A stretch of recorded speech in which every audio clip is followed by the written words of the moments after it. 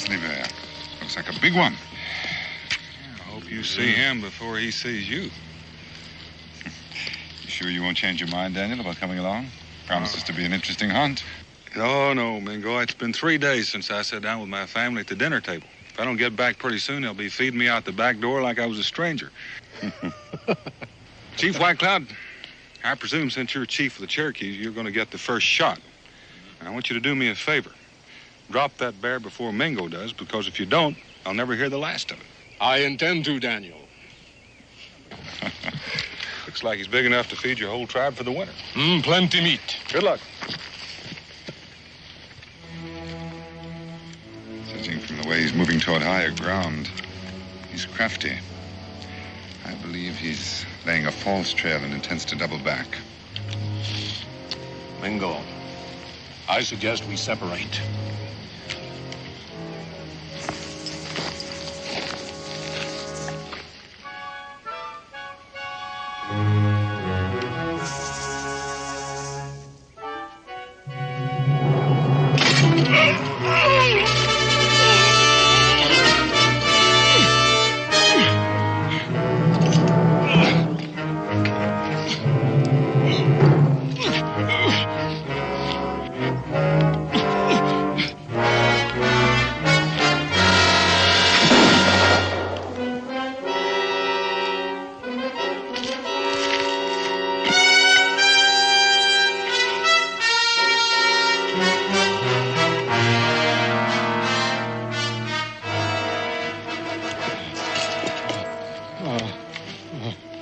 Mingo, man.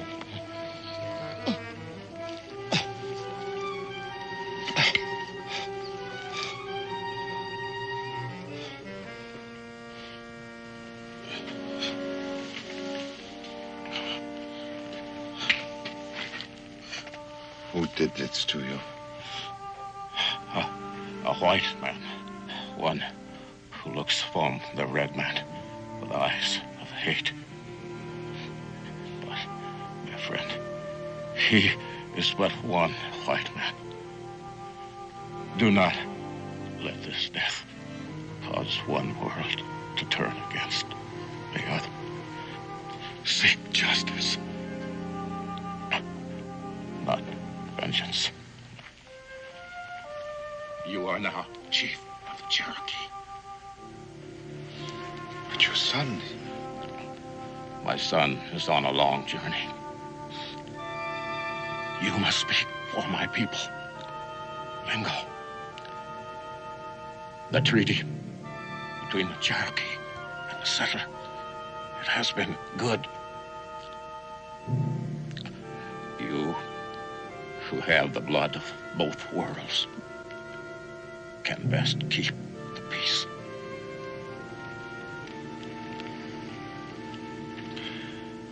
It will be difficult when the braves find out it was a white man.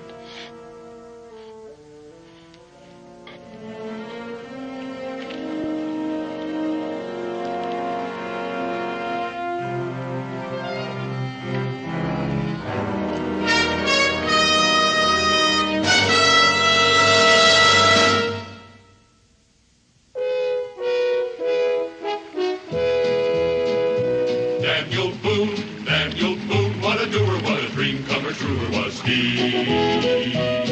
From the coonskin cap on the top of old Dan to the heel of his rawhide shoe, the ripidest, roaringest, fightingest man the frontier ever knew. Oh, Daniel Boone was a man, yes, a big man, with an eye like an eagle and as tall as a mountain was he.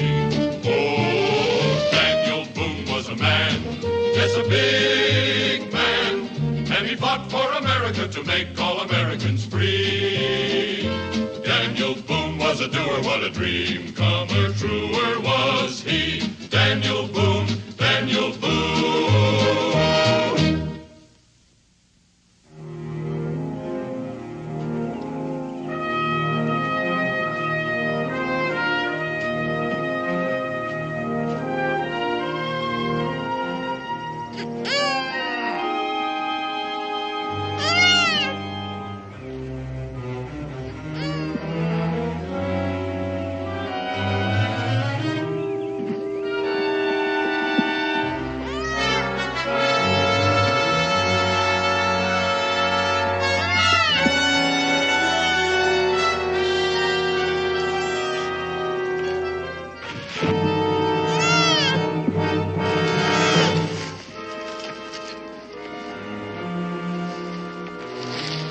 Have you on a jiffy.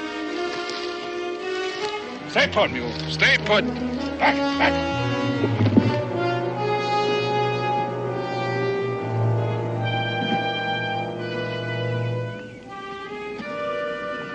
All right, take it easy, friend. I'll be with you in a minute.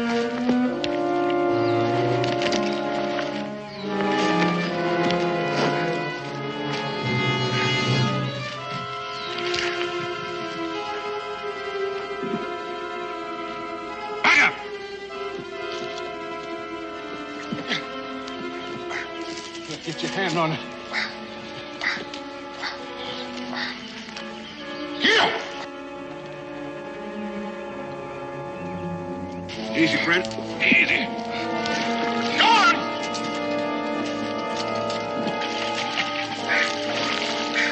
All right. All right.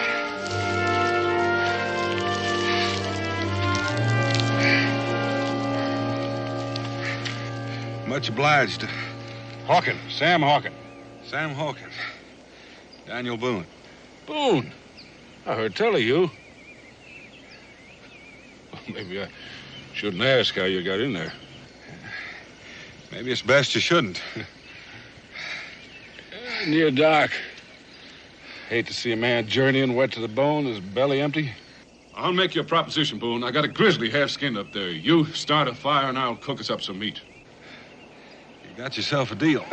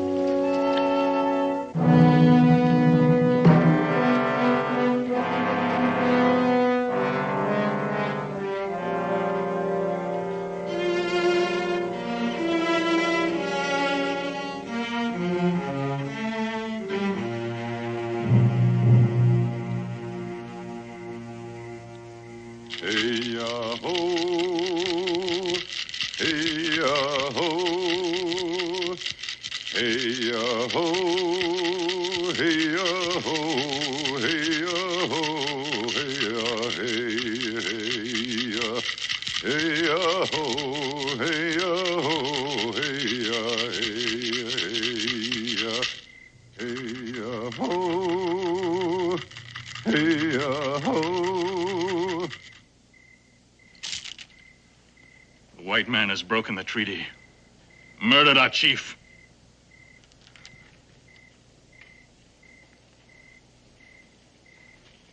Spit in the face of the Cherokee. There will be no war paint. The treaty will be honored. It was the wish of White Cloud. Honor? Where is the white man's honor?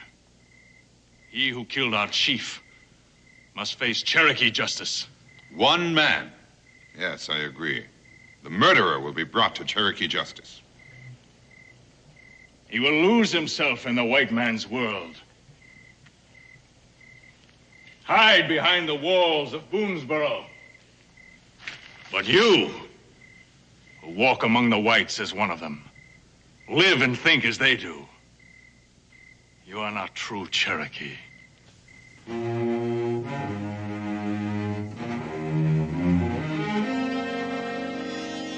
I will find the murderer of our chief, and I will kill him.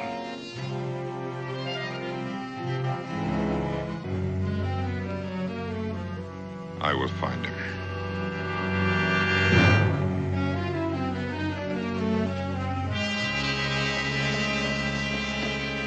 My cabin's just through the trees over there. How about having supper with us?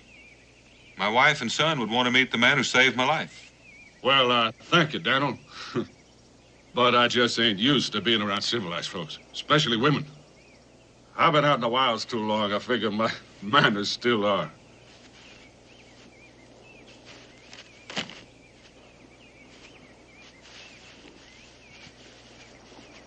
Yeah, Daniel, it's yours.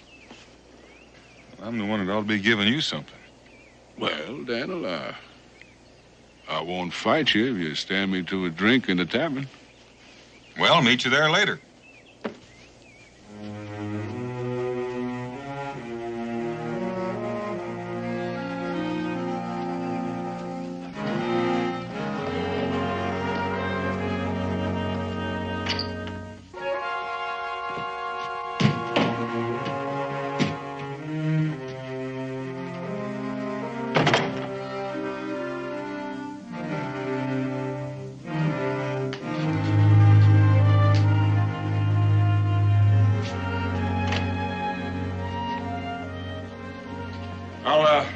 bargain with you on those skins after a drink. All right, sir. What'll it be? Friend, something with the kick of a mule, the bellow of a volcano, and the smell of buffalo hide. I think I got just the thing for you. Oh, well, set her down, set her down.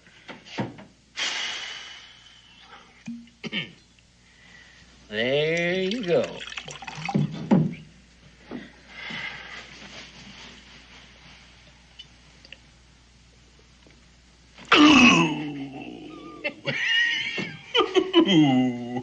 There ain't many men can handle more than one of them at a time. Well, you're looking at one.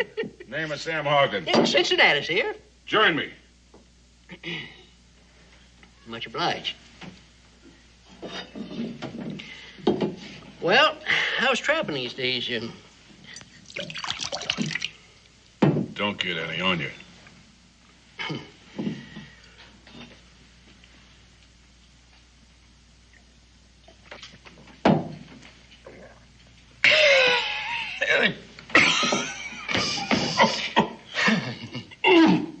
Brother, how do you keep that potion corked? As long as these boys staying around here with their mouths wide open, might as well pour something down in it. Come on. Come on.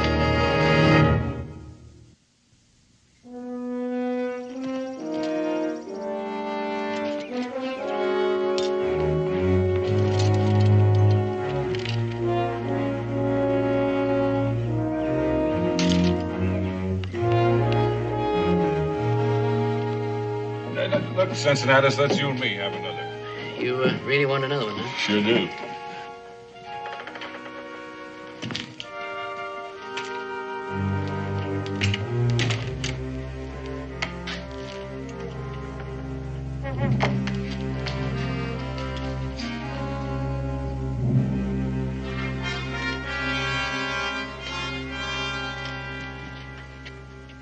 Now, when some feathered vulture messes with my trappings, he's asking to get skinned. Elk? Rare in this part of the country. The only elk existing in this territory are in Cherokee land. Well, now, what makes you think so, Injun? Only a few migrated to the north of here last year due to a shortage of food. White hunters killed most of them. Those that survived the slaughter found sanctuary on Cherokee hunting grounds. The Indian kills only what he needs. Well, now, it's none of your nose, Injun, but that's just where I come from. North. There's elk so thick up there, they warm themselves at your campfire. I took this skin 4 days ago, north of here.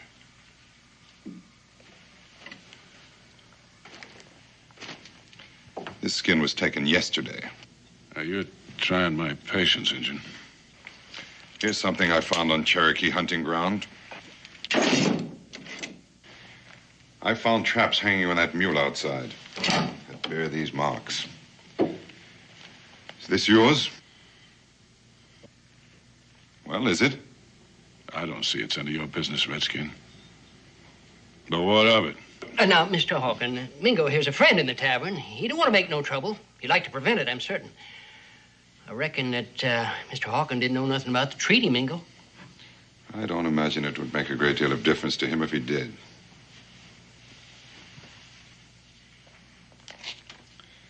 Chief White Cloud is dead. Murdered. I found him with his leg crushed in this. I set my traps. What kind of varmint walks in them, I got no say. I don't take to drinking around with no liar. So's one of us is going to have to say his goodbyes. Cincinnatus, pour me a drink. Never mind, Cincinnatus. You can have mine. Riled. Fire-eyed and touchy as a tea snake. Look at there. Can't wait to collect myself another white scalp. What's the matter, Injun? Only scalps in your wiki up women's and kids? Now you're trying to get yourself a man's?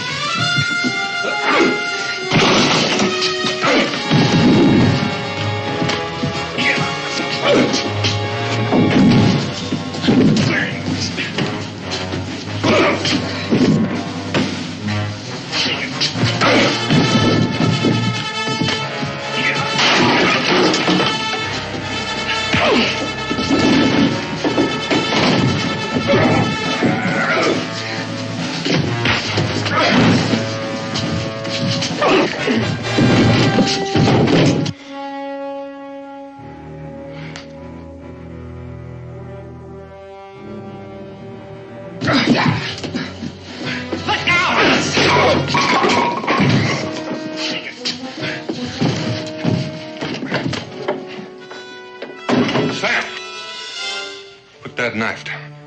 Let him go. Now, Daniel, this is a personal matter.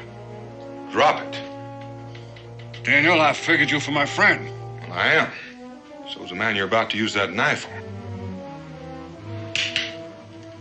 Like I said, he's a friend.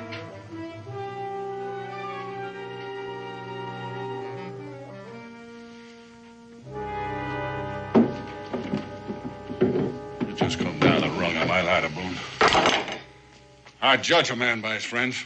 Well, that's as good a way as any. Just remember, I count you among them. Now, I would appreciate some explaining. Chief White Cloud has been murdered by this friend of yours. He's a liar. I discovered him myself, with his leg caught in this, and a rifle ball in his chest. Why would Sam want to kill White Cloud? Ask him. But one thing I'm sure of, he knew he was on Cherokee land illegally. The trap, Sam? Is that yours? Well, that's one of them, Daniel. I set plenty of traps. I got no say about what or who walks in them. Being on Cherokee land don't make Sam a killer. You might think a little differently if he had a knife at your throat. First you call me a coward, then a liar, now a killer. You sure lean real heavy on being a friend of Daniel Boone's in it. Daniel, if I was to kill me an Injun, it'd be face to face. I don't need no bear trap hanging from one of his legs. Mingo, let you and me take a little walk.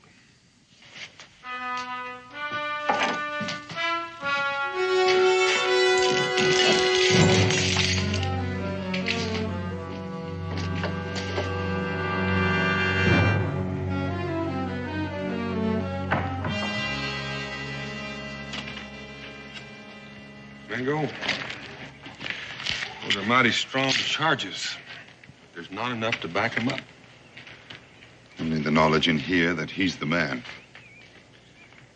White Cloud's hunting bow is broken, deliberately. Now, you know what it means to an Indian to enter the next world without his weapon.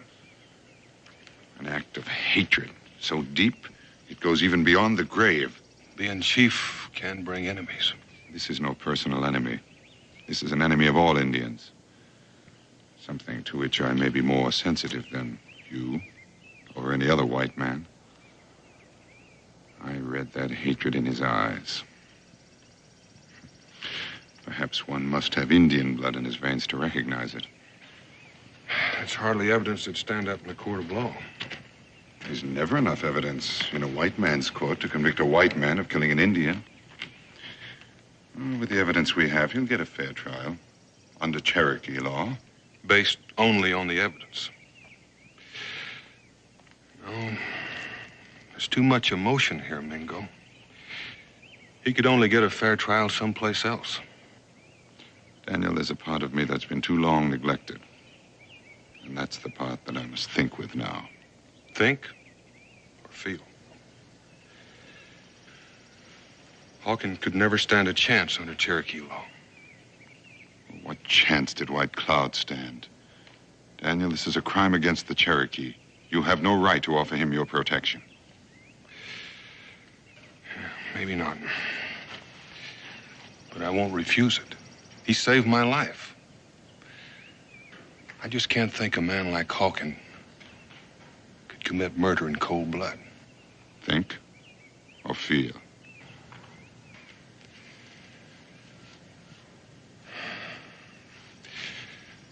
Explain to the new chief how I stand.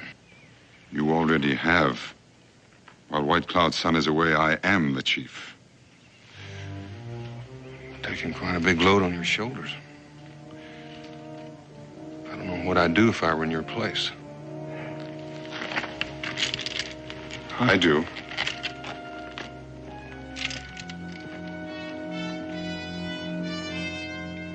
and I grabbed me a handful of them flailing redskins, and I shook him and I sought him out until I found me a chief.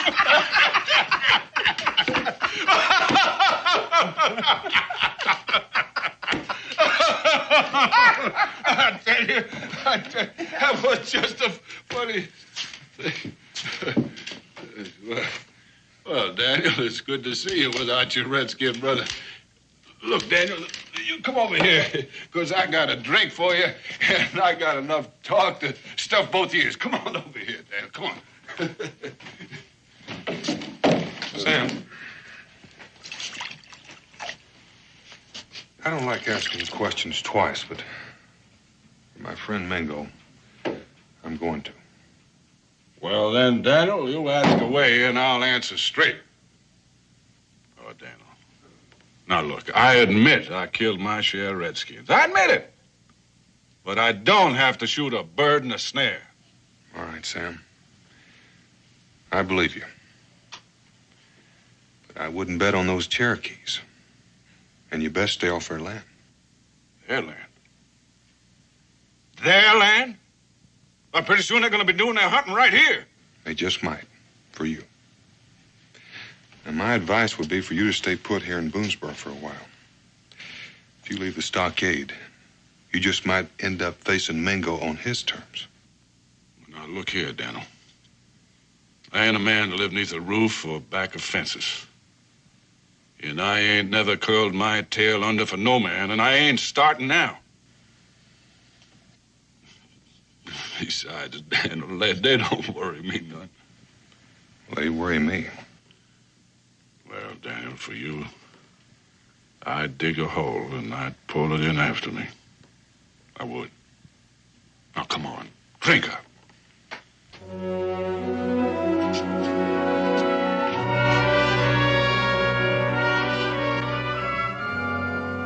Good night. Good night. Now, you're going to put this right over here. Oh, don't. Wait. And you are going to get up them stairs right now. And you're going to bed. Now, go on. Go back. Well, you watch what you're doing. I'll do it. Well, then go on. I'll do it. I swear that man's going to get the best of me yet. Look at this. Look at that turn. Well, he's all yours. Much obliged. Becky's going to be expecting me. Well, I tell you what, I'll just walk you out to the gate.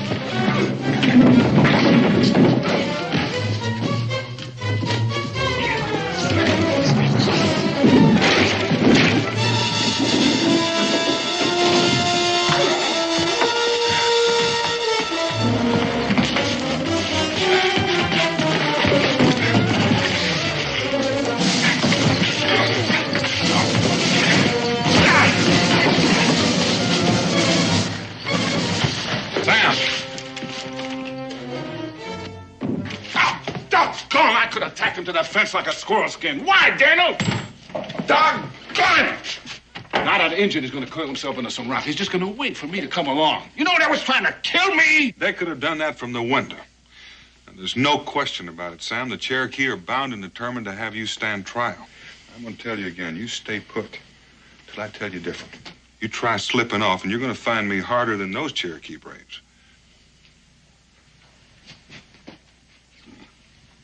No. Thanks, Daniel, for plucking them redskins out of me. It's return the favor, Sam. Well, I reckon that little old bed's gonna sleep just dandy. Oh. That Hawkin fella. The next drink he gets from me is going to be turpentine. Isn't that what you always serve?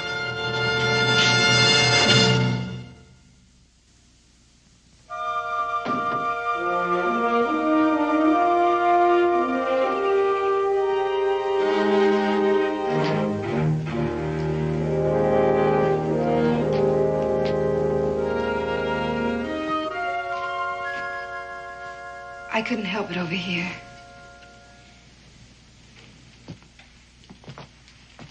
Dan, what are you going to do? Don't have much choice, Becky. With the Cherokee Council demanding that Hawkins stand trial. But they're already sure he's guilty. That's right. You can't let that happen. No, Becky, I can't.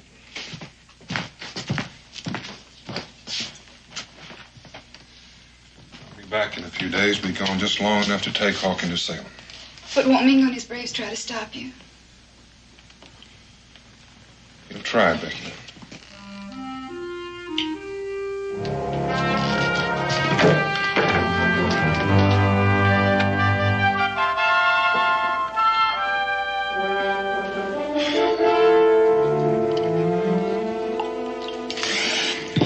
Sixteen ounce water tarnation. That tastes like you wrung out some moccasins in it. It's coffee with my own recipe for a whiskey aching head. What's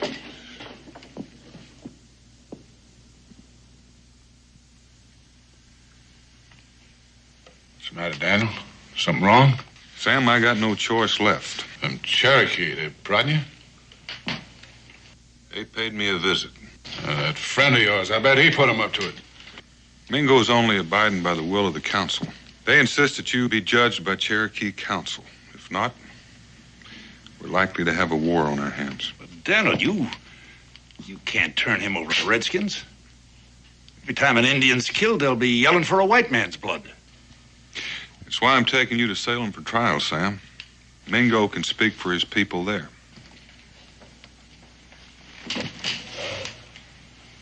A court of law? Jail? Maybe. Till your trial comes up. Oh, Daniel, I lived wild too long to be caged. I like sleeping under the sky, waking up with the sun in my face. Only thing in this life I'm afraid of is four walls and a locked door.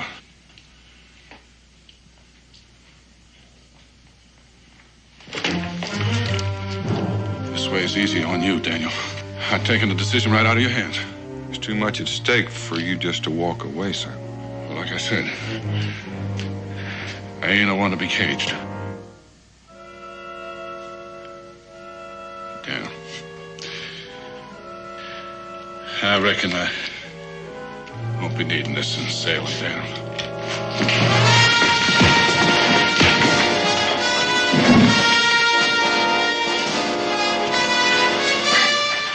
Sorry, Daniel. Kentuck's getting too small for me. Bye, friend.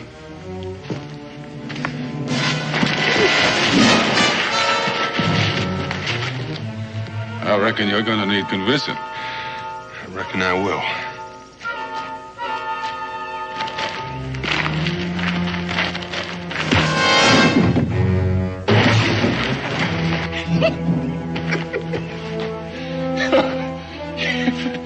If there's one thing I can't do more than strong whiskey, it's a good fight. And I guess I found me one.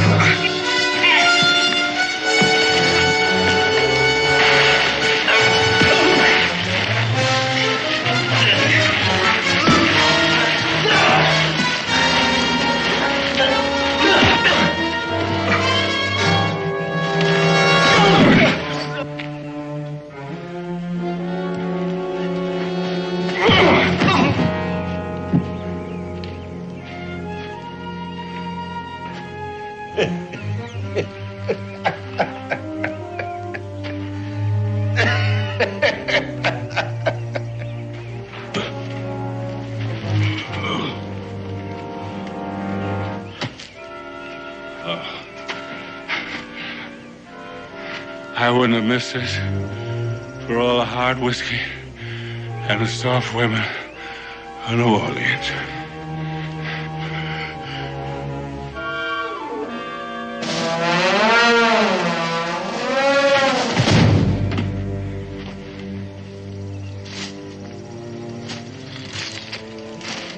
Hold up, Sam. You're gonna get your feet wet.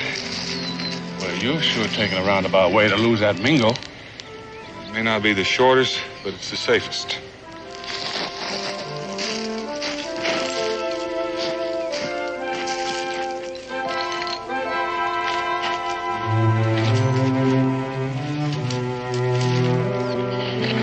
Daniel, you know, I've been thinking. Now, this injured friend of yours, now, he's got a real way with words. Now, supposing that judge in Salem believes him instead of me. I can outfight any Injun, but he's handy with talking and most with a tomahawk. Well, nobody gets judged just on talk, only on proof. Now, you got nothing to worry about. Judge may singe your ears a little bit for trapping on Indian hunting grounds. Well, that kind of eases my mind, Daniel. Better than gurgling at the end of a rope.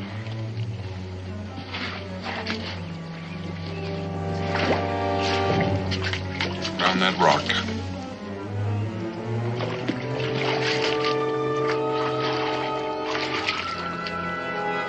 Climb out on that log. Doggone, Daniel, but we're going back the same way we come. Like you said, Sam, we're gonna go the roundabout way. Back into the water on that log.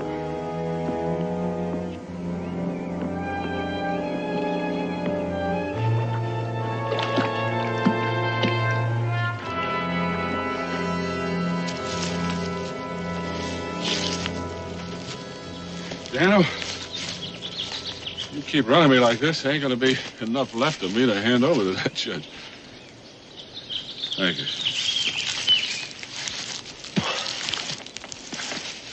Oh. Are you sure must hold that half-breed hide? I do. Yeah, well, Cincinnati's told me they only wore moccasins on his mother's side. But just being part Injun sours the whole barrel. But man, to feel as you do, you'd have to have good reason. I wasn't born hating. One night, I seen this fire light in the sky. Homestead. Time I got there, it was near burned out. Injuns torched it. I drug out an old woman. So small, why, you could hold her in the cup of your hand. Delicate like a hummingbird. Not enough breath in her to blow out a candle. From the signs, there was 5 of them. So I put the old woman in the ground and said a few words over her. And then I tracked them Injuns till I found them. She was my mother, Daniel. I'm sorry, Sam. But I've seen the other side, too. The only thing that makes Injuns different than wolves and snakes are 2 legs. They ain't people, Daniel, not like you and me.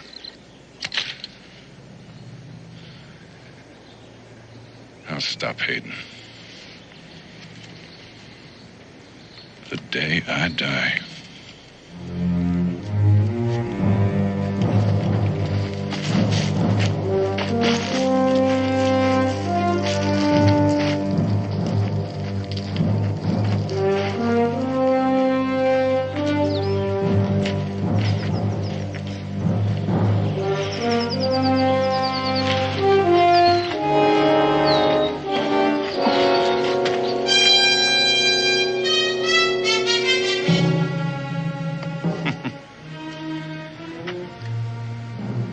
Which way, upstream or down? You've bought yourself some time, Daniel, but it remains to be seen whether it's enough.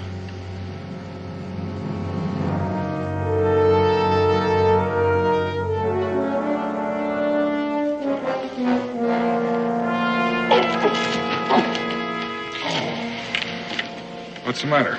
Oh, this here leg of mine, it keeps going bad on me from time to time. A couple of minutes would be fine.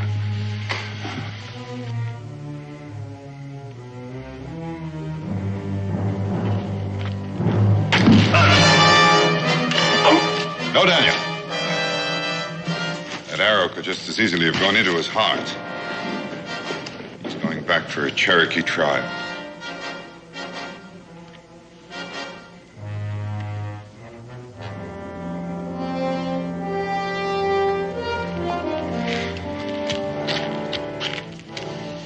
Daniel, these heathens are going to roast me like a slab of meat on a spit. It's the decision of the council, Daniel. There's nothing either of us can do about it now. He was tried and found guilty by a Cherokee law. There's another Cherokee law, Mingo, that says the decision of the council can be tested by a trial of combat. Hawkins is wounded. I'm not. You can tell the council I'll meet any brave of their choice. You're a fool to risk your life, Daniel, for a cold-blooded killer. Neither of us knows that he's a killer, Mingo. What is being risked are the lives of many people, your people as well as mine. This could break the treaty.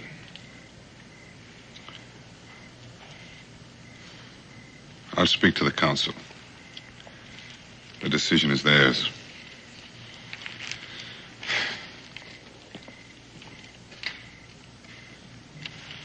Daniel, I sure hate to agree with an Injun, but he's right.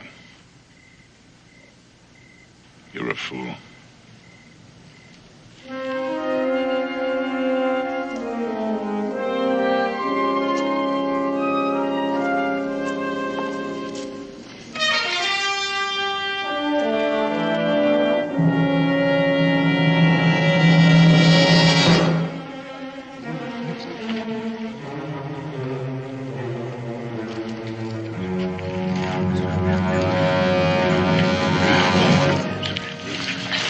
We have chosen a warrior to defend Cherokee honor. There's only one among the Cherokees who can defeat Daniel Boone. We have chosen Chief Mingo.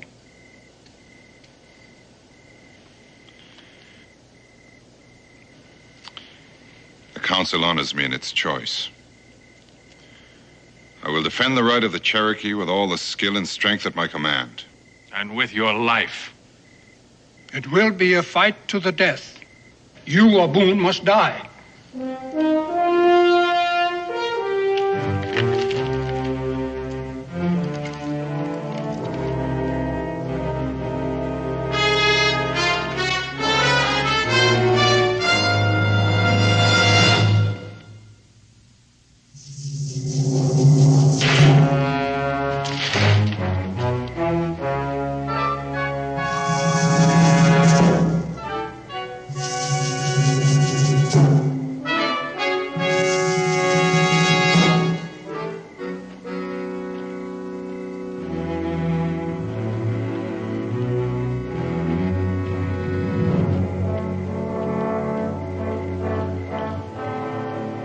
Hits the ground, we begin. By the time it burns out, one of us must be dead. Or we both die.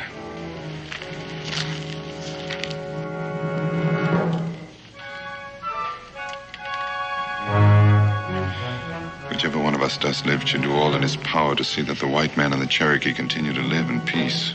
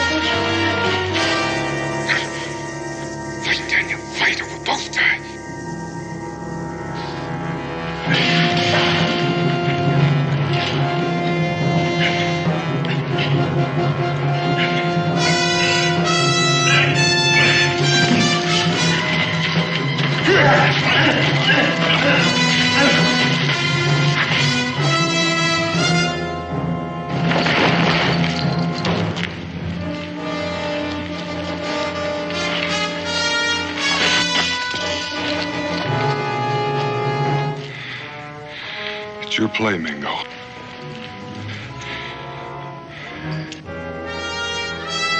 You'd best make it.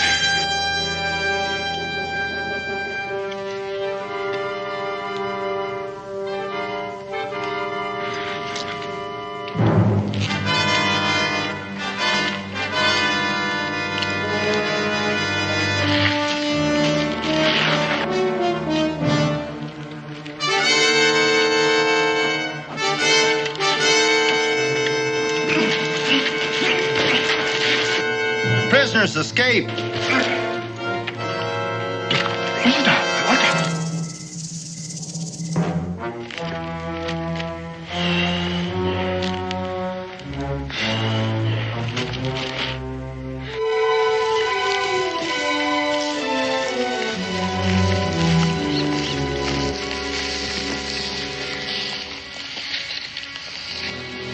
Heading for Shawnee country.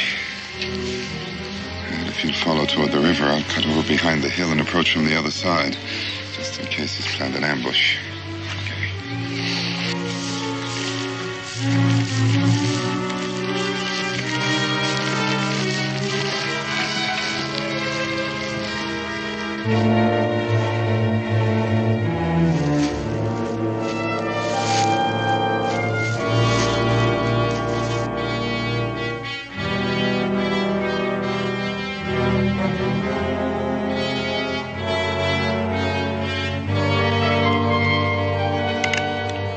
Don't turn around, Daniel. No. Ease your rifle to the ground.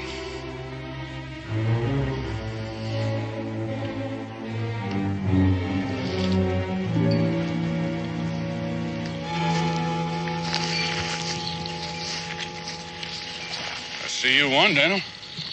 Nobody's won yet, Sam. You fixing to take me back to them Cherokee? Back to Salem for trial. Sorry, Daniel.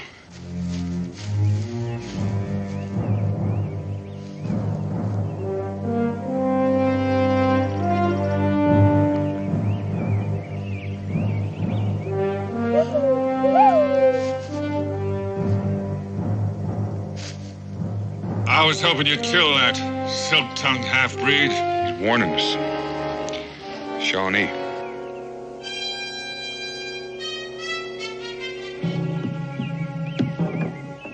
Best clear out of here before they spot us. Where to, General? Shawnee up ahead and Cherokee still making a dance around my ashes. I figure I'll take my chances with the Shawnee with a rifle in my hands. I'm beholden to you, Daniel, for saving my hide from that Cherokee fire. It ain't a man's way to die. At least a half a dozen of them, Sam. You're gonna need help. Yeah. Yeah, Daniel, together we can make them turn tail and run like squealing squaws. Fetch your rifle, Daniel.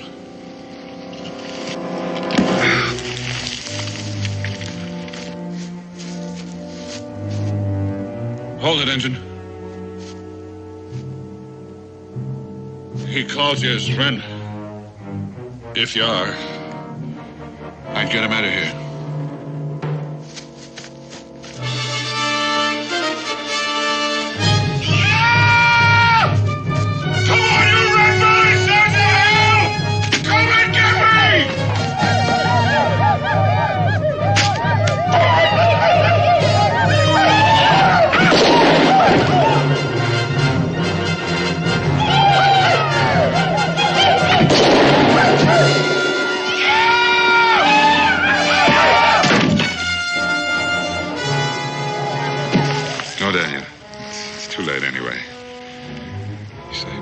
Once, Mingo. I saved it again.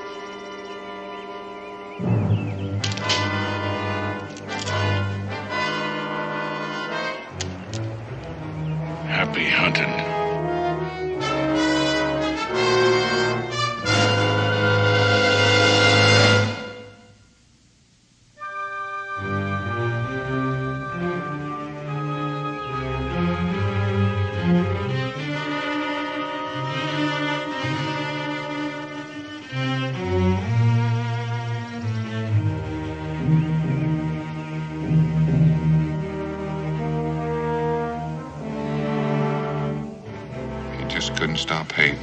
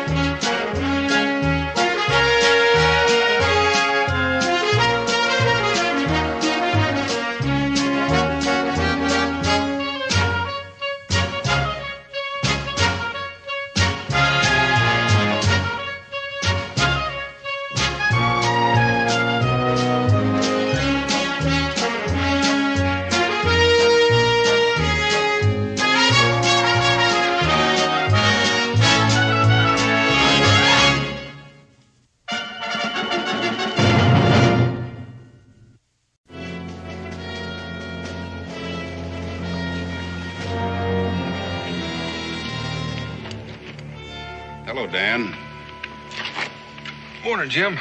How's the wound? Oh, I'll live, which is more than I can say for a couple of hundred of our compatriots.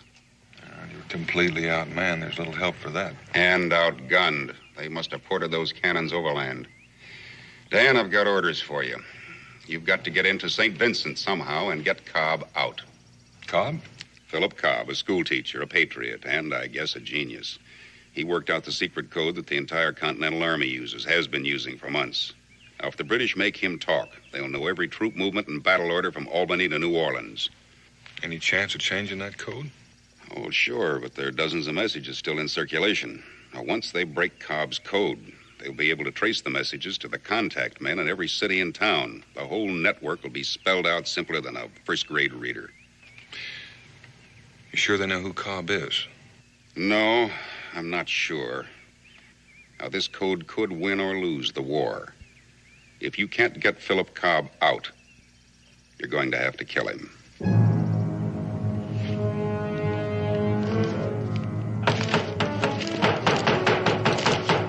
Professor Cobb! Professor! Open up! Professor Cobb! Professor, open up! Professor! Open up! Professor Cobb! Professor, open up! All right, break it in.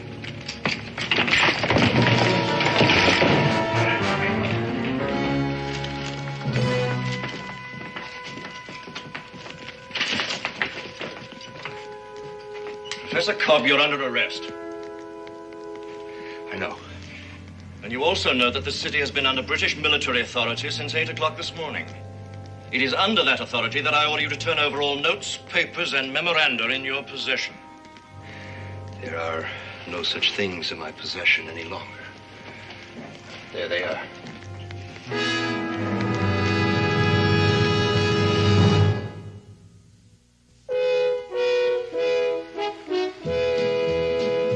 Daniel Boone, what a doer, what a dream comer, truer was he. From the coonskin cap on the top of old Dan to the heel of his rawhide shoe, the ripidest, roaringest, fightingest man the frontier ever knew. Oh, Daniel Boone was a man, yes, a big man, with an eye like an eagle and as tall as a mountain was he. Oh, Daniel Boone was a man, yes, a big man, and he fought for America to make all Americans free. Daniel Boone was a doer, what a dream comer, truer was he. Daniel Boone, Daniel Boone.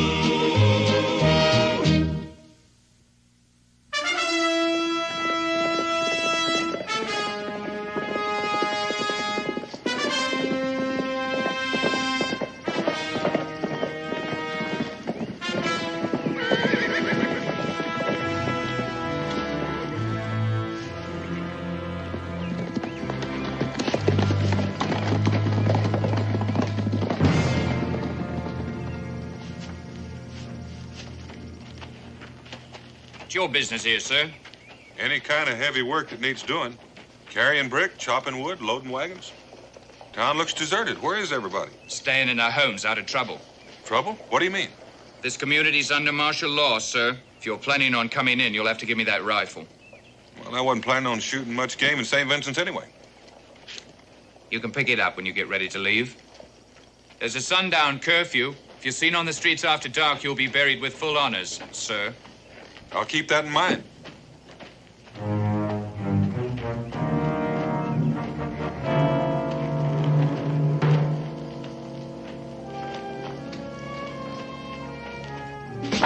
How's the bread business?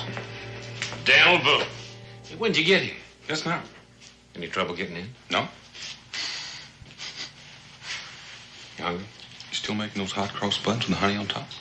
Sit down. Hot out of the oven, Daniel.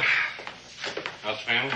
Wonderful. How's yours? Oh, everybody's fine around here except for what's going on out there. A barrier at the edge of town. How many men are usually on it? Just the ones you've seen there. Where's the main encampment? About 3 miles out. They haven't built a stockade yet. Hey, you're not planning on going out there, are you? It depends. What do you know about a man named Cobb? Oh, school teacher? You know, I thought there's something funny about all of that. You here to see him? Yeah. What's funny? The funny thing is that they bothered with him at all. They're not holding him at the encampment. I saw him this morning at the Clifford house when I delivered bread. Is that the end? They're holding him in a room on the second floor. There's a couple of soldiers and an officer. Was he all right when you saw him this morning? Looked kind of pale. Only saw him for a second. They're bringing him out of the schoolroom. Hey, Daniel, what's so all-fired military about a school teacher? Take my word for it. He's important.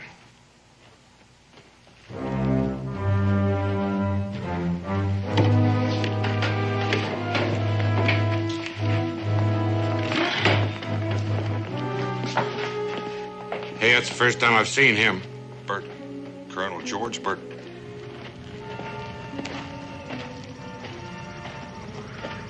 These Indians will require quarters indoors. Sir.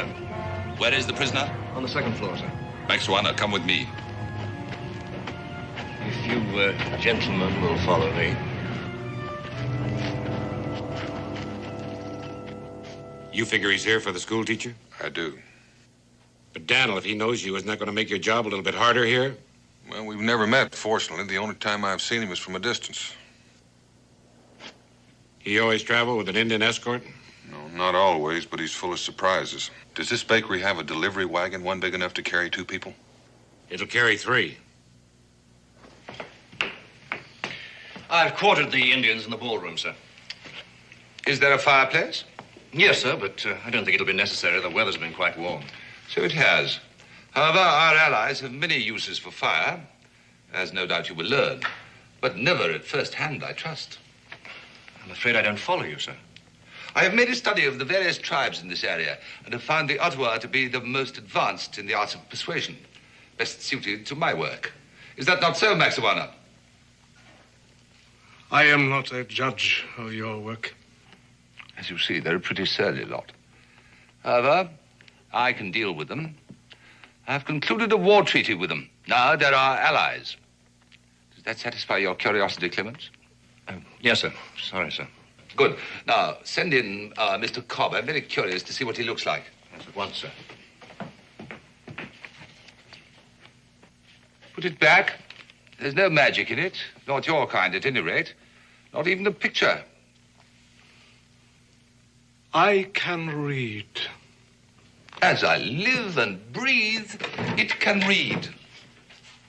Tell me, my knowledgeable friend, in your vast store of acquired knowledge, have you come across a manual which describes how an Ottawa brave should address a British officer? That is not mentioned in the war treaty. A guardhouse lawyer. How very tiresome. Oh, good. You are Professor Cobb. I demand to know why I have been held here without being apprised of the charges against me. Let me understand you correctly, sir. Are you suggesting that I should waste my time and yours by pretending that you have been unworthily and unlawfully detained? This is my classroom. I teach school. I was not aware of a law that had been passed forbidding that. Do sit down. At the head of the class, if you please. Once again, I demand that...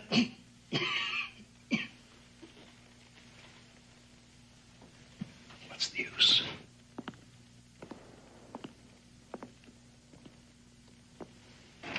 You don't look well. Are you a doctor? In a way. I do not treat bodily ailments. His Majesty's government has found me useful in dealing with more pernicious types of disease. Now, sir, if you and I could work out together... You talk too much, sir. Get to the point. Is that the way you talk to your pupils? My pupils, sir, range in age from 6 to 14. I should think a man of your age would know better. I teach the English language. I presume you are an Englishman. Yes, and you, sir, are impertinent. Which of us is the impertinent one is a matter of opinion, Colonel. In any case, I fail to see that I have a great deal to lose, whatever my attitude. Not a great deal, as you say.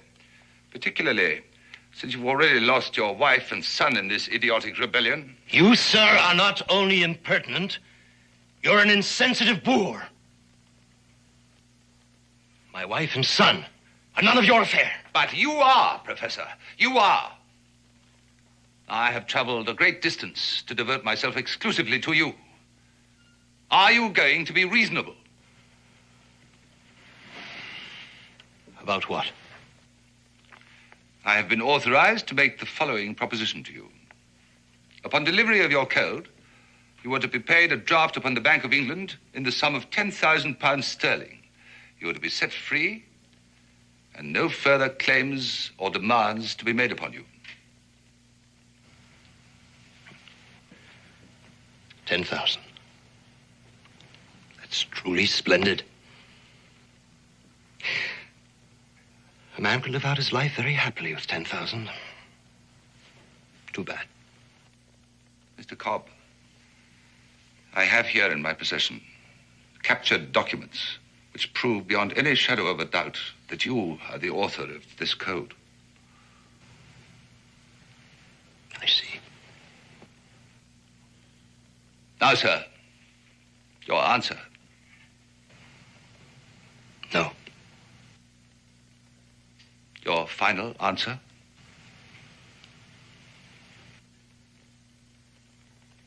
Mr. Cobb! I was just thinking. Mrs. Cobb would have been very proud to hear about the Bank of England. Yes, sir.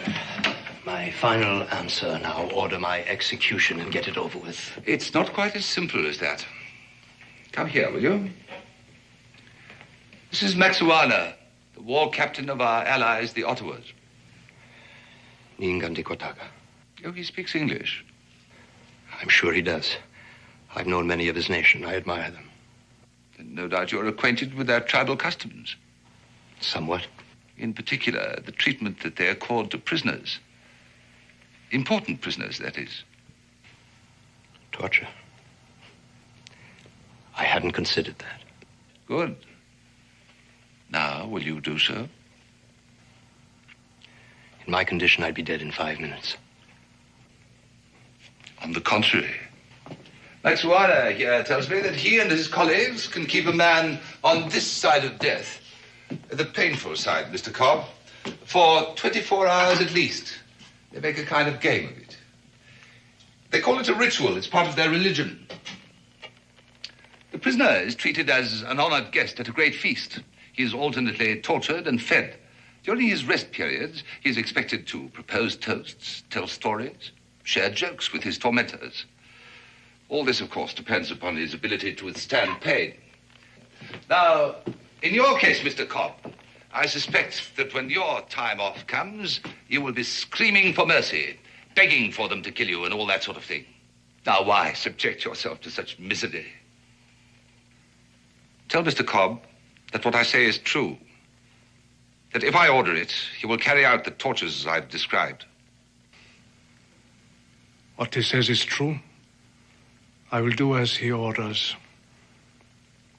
It is mentioned in the war treaty.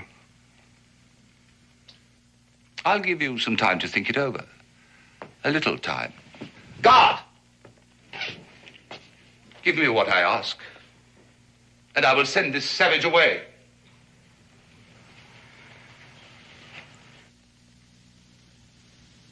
If there is a savage here, it is not the Ottawa.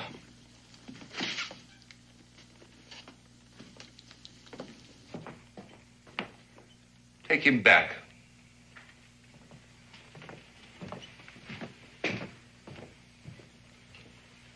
He's so frail. I don't want to risk losing him through your incompetence. That man is not fit to be put to a test of strength. It is unfair. But we are not incompetent. That is for me to judge. You will select 2 braves to go on a raiding party. For what purpose? You see these? A few members of your race have served the crown well enough to earn them. You will never be one of those few until you learn to do as you are told. I have no wish to be an officer. And I am not your body servant. You will tell them to proceed upstream about 10 miles to a village called Kimberley. They will enter the village under cover of darkness. They will capture this person and bring him to me here.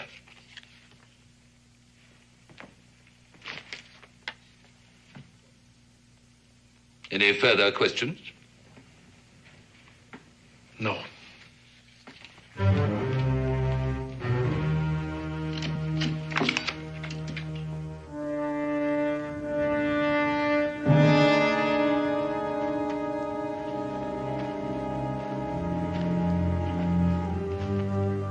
It's 5 minutes up and back. Sure you don't want me to go with you? Just have that wagon ready to roll. Remember, the livery stable is just off the square. We'll find it and we'll meet you there.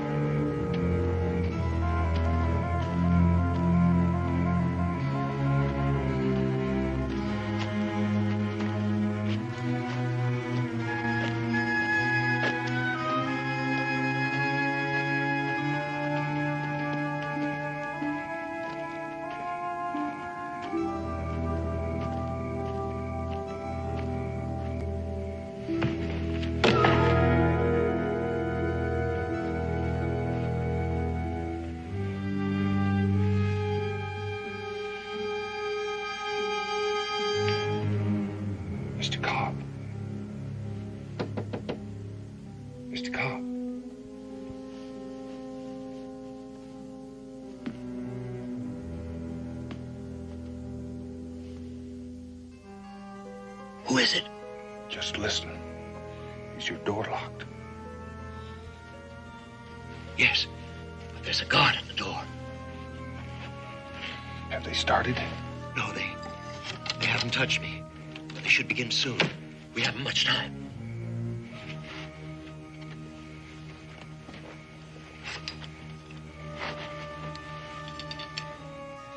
This shouldn't take long.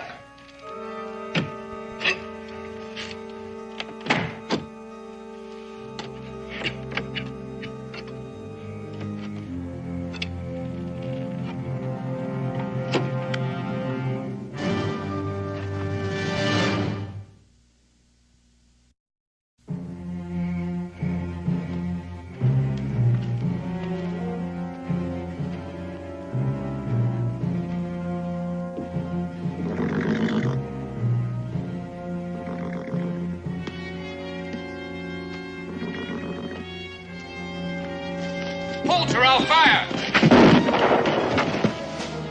Captain! Captain!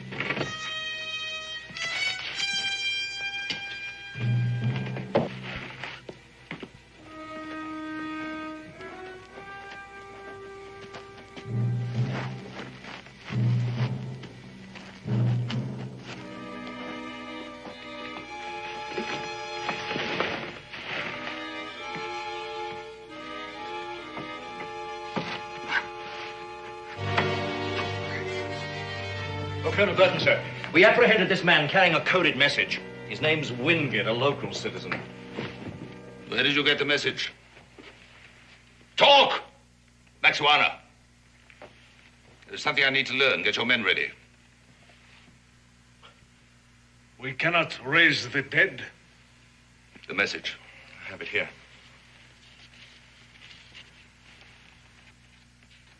This is too carefully worked out to be a forgery.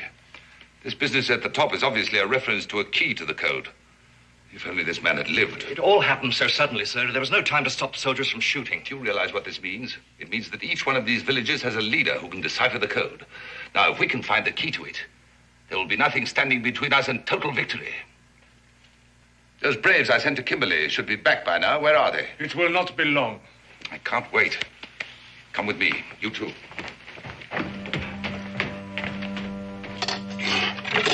You think you can get the boards off in time?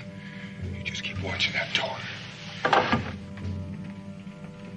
Unlock it.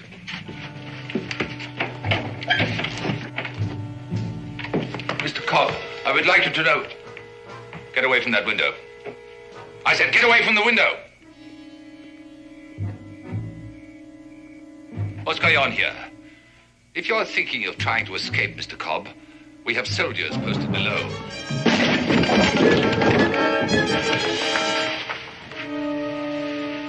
Glad to see you gentlemen are being sensible. You only have one shot. There are 3 of us. 4, and only one worth shooting. Take their guns, Mr. Cobb. Professor. You won't get more than 10 feet from this room.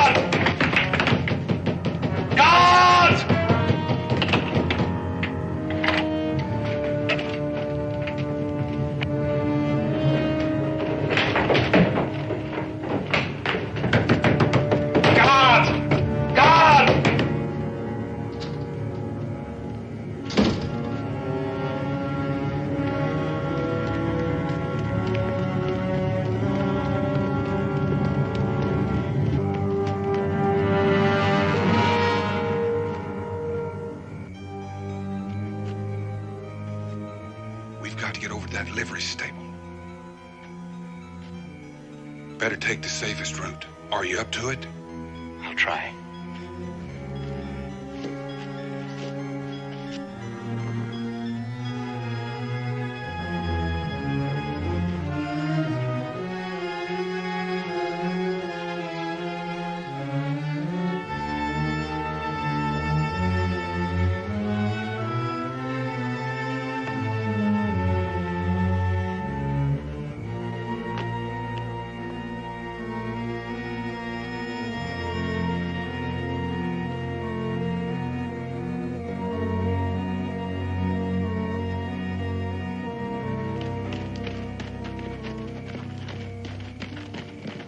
If they escape, there'll be more than one court-martial.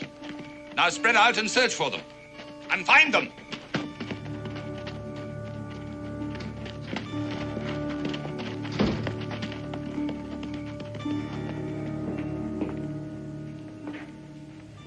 Well? My braves have returned from Kimberley. They have done as you ordered. Oh, well done for a change. Bring him along.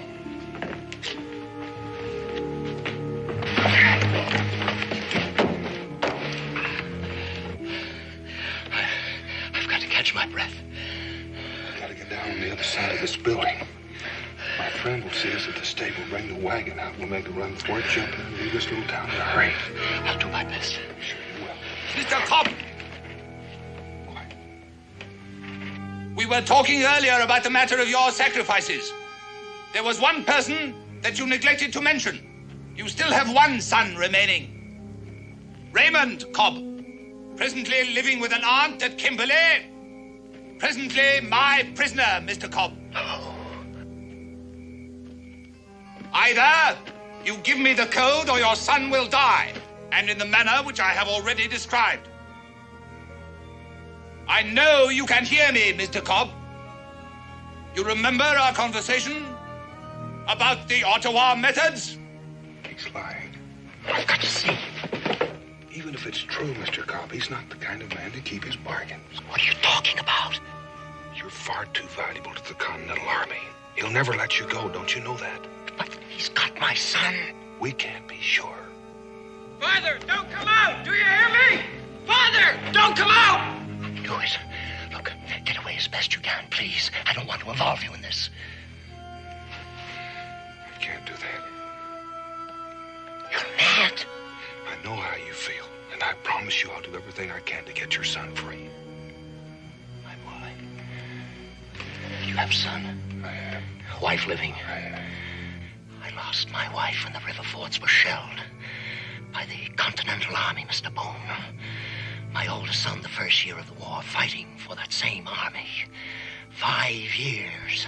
I gave 5 years when I could have been living comfortably in Maryland with a fine home for my wife, a university, a library, and my 2 sons growing up in an atmosphere where they would have known what the world is really like. I killed them all. No, you haven't. But unless you come with me, you'll kill your son, Mr. Cobb. And if I kill you, your son will be of no further use to Burton, and he will kill him. Believe me.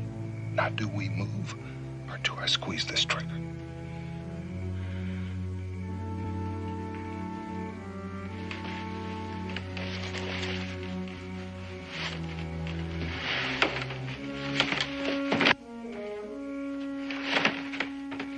Mr. Cobb, you have put me to a great deal of trouble.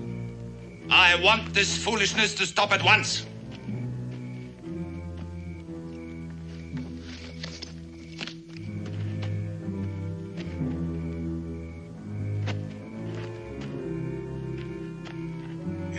It's just a short run from here. Please, stay out of this. I don't want your death on my conscience. Here! Here I am! Don't shoot! Don't shoot! I'm all alone. The other man got away.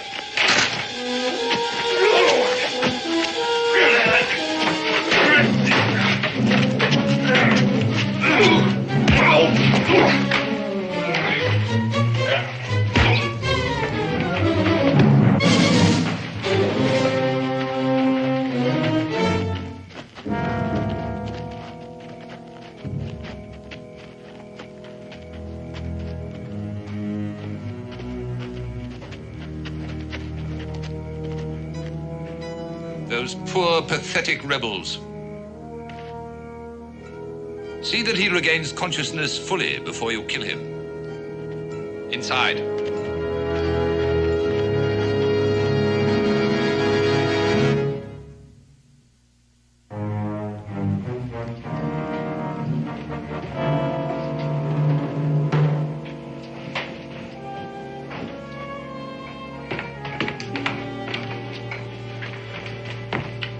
Well, as you see, your son is unharmed. Untie him and let him go home. All in good time. We intercepted this message tonight. We took it from a man named Wingate. Wingate? The barrel maker? The late barrel maker, unfortunately. Now, Professor Cobb, you will show us how your code is constructed. Then you will decipher this message. At that point, your son and you will be free to go. I do not think there is any need for further persuasion. Father, I'm not... What about this man? Obviously a spy. No, he's not a spy, Colonel. He was only trying to help me. If you want the key to the code, you will release him as well. Very well. Clements?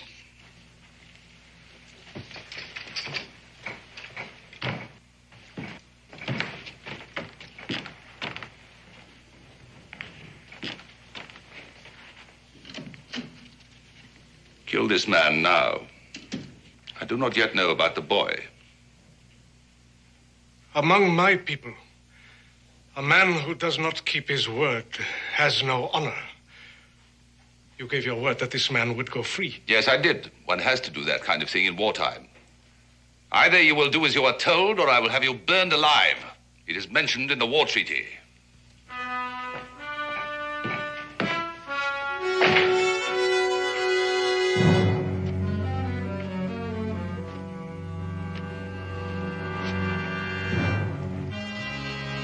I have been ordered to do this. You fear your white colonel more than you honor your ancestors. Why do you say this? The Ottawa pride themselves on their skill at the slow death. That is true. Aren't you a true Ottawa? Don't you practice the ritual of your tribe? Unless this man is not a full-fledged brave, I insist on my right to die with honor. How have you earned this right? We fought and I won. You ask for pain? You prefer it? I insist on it. The knife would be quick. Why do you choose the slow death? I choose to die with honor. Very well.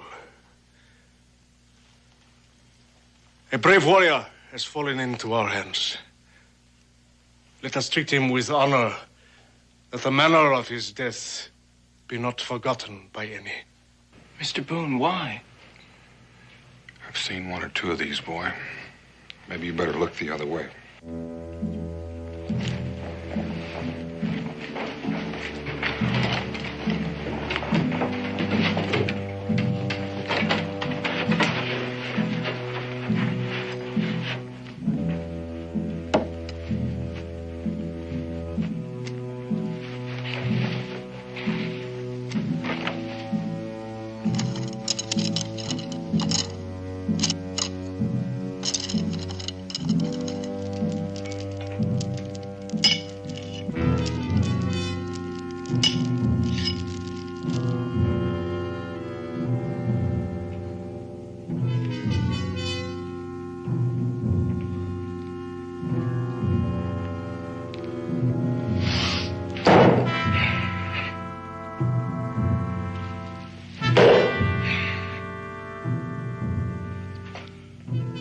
As long as the warrior maintains his hold on the war axe, the ceremony will continue.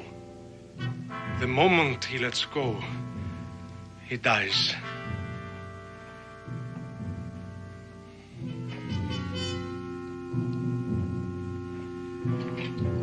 Let the ceremony begin.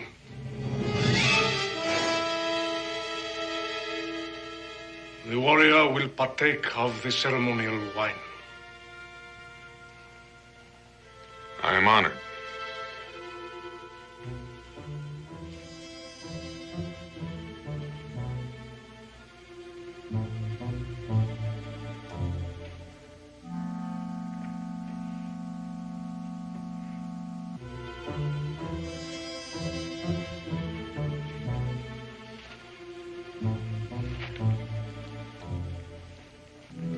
We will begin with the ritual of the clubs.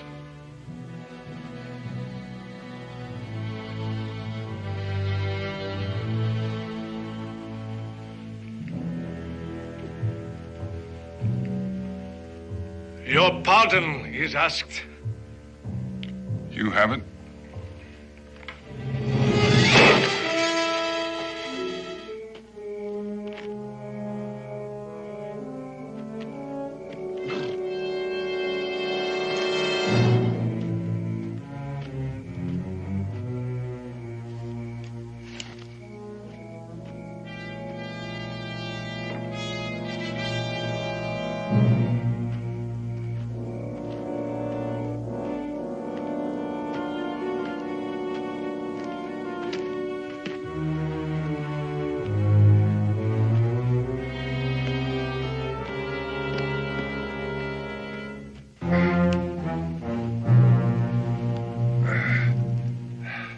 The honored guest may eat and drink and have speech with us.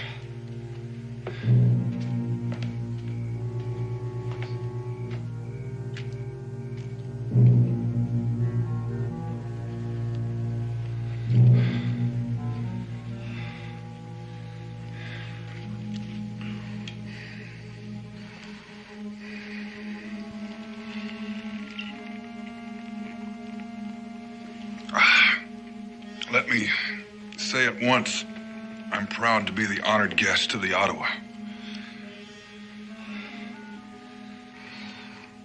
Mightiest of nations.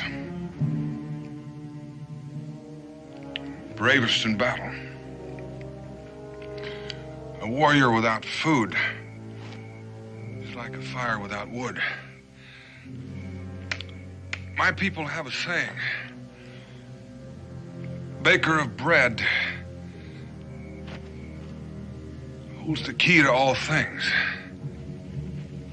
Among our people, the bakers of bread are women and old men. We have no such saying. Bread is our staff of life. We depend on the baker of bread. Without his help, we would surely die the slow death. Tell us of the red men who dwell near your home. Oh, mainly Cherokee, Shawnee. There's an amusing story about that. I think it's amusing anyway. It seems one winter, the rivers froze up earlier than usual. It is a relatively simple system. The English alphabet consists of 26 letters. Cryptography, the art of ciphering, is merely the substitution of one symbol for another. In the case of the Continental Code, it is letter for letter. Now, one may also use numbers, which makes it more difficult. Now, with only 26 possibilities, there are at most 676 permutations. I don't mean to rush you, Mr. Cobb, but would you please get on with it? The key to this code is always a phrase in English consisting of letters and punctuation marks totaling 26. The message is coded to one of 10 keys. The directions for decoding are to be found at the top of the message. Once you know the phrases, you have the key. Child's play. Fascinating. Then you will have no difficulty in deciphering this. Not a great deal. Then proceed. Proceed.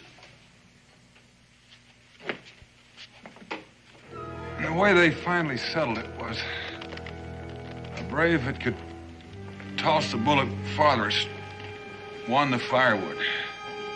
It was the coldest winter I can remember. The honored guest has eaten and drunk for the first time. He must now submit himself once again to the punishment.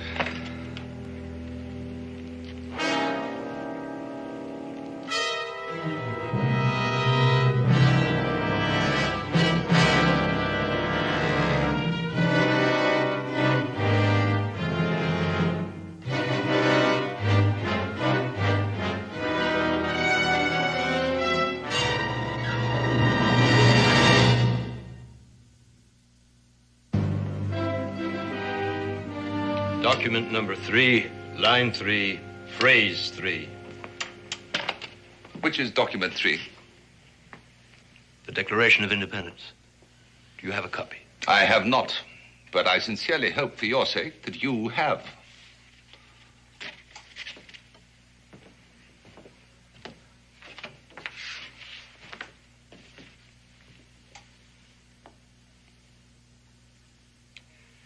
That all men are created equal.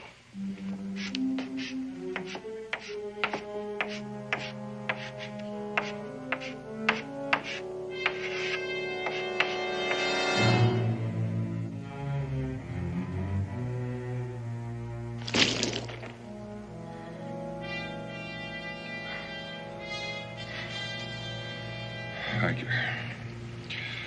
Thank all of you. I believe we were talking about cold weather. I think I'd like to get back to that. T-H-A-L. Just a moment. Where is the second T in the word that? There is no need to spell it out twice, since the letter T in this code key can also stand for A, D, or R. We simply place the letters next to T. The rest is a simple process of elimination. A process that might take hours. Will you decode this message at once, please? I'll do no further work until I see my son standing here unhurt. Mr. Cobb, I don't think that you're aware of how ridiculous that request is at this point. I'm also aware that you are pressed for time, Colonel. You should be willing to pay for it. I'm not asking for much, but I will have what I ask for. Very well. Clements.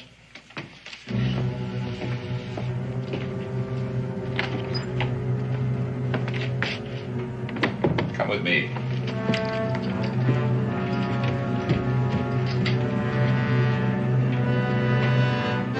I think you all know the legend behind the story of the coming of the first winter. Take young Cobb up to his father's classroom. What in heaven's name is going on here? I ordered you to kill this man. He has chosen to die with honor. He has chosen? Oh, but of course, I'd forgotten. I had completely forgotten the reason why I employed you in the first place. And what is this? Practice? You have intruded upon a sacred ritual. I order you to leave. You order me? Oh, no, my savage friend. That is definitely not included in the war treaty. I've been altogether too lenient and free and easy with you. Consider yourself under house arrest. We will not obey. You all follow this man. It is best you know the consequences. Treaty or no treaty, I will not be disobeyed. Follow Maxuana, and he will lead you to your deaths. Now, I order you to kill this man now, and place this one under restraint. Now. Maxuana, you might as well do as he says. Death with honor has no meaning unless it comes from a worthy victor. And all this time, I thought you were your own man. Be quiet. You have bought enough time as it is. I am my own man. You are an animal, and you shall die like an animal. That's better. Now, once again, I order you to...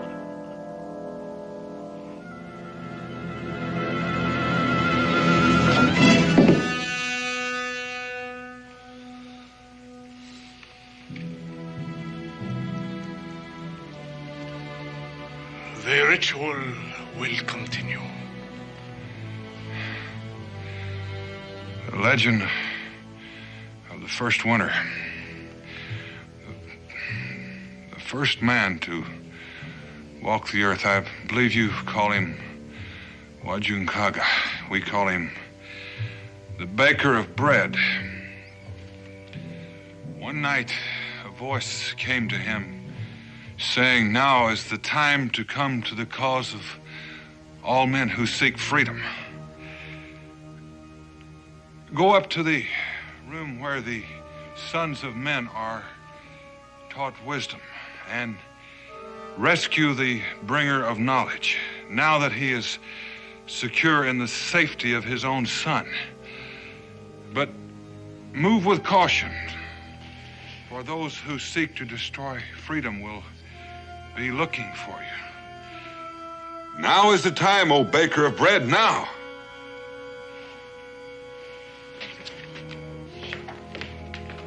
I do not understand.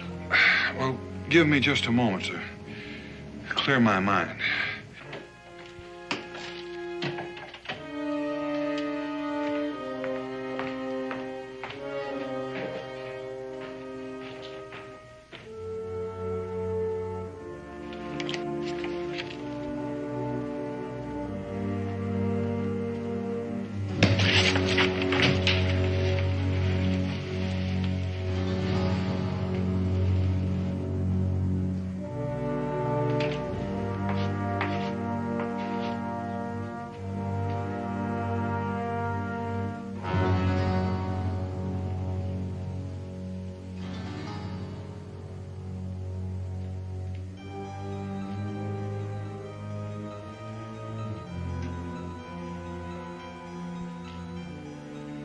February what? The date, man. Hundreds and hundreds of Continental soldiers will die because of me. Nonsense. It just means the whole thing will be over sooner. Sooner for some. Don't be a fool! Hold it! There's a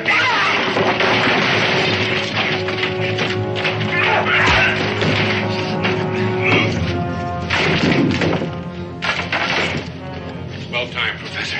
Burton, he knows the key to the code. Burton's dead. Let's get out of here.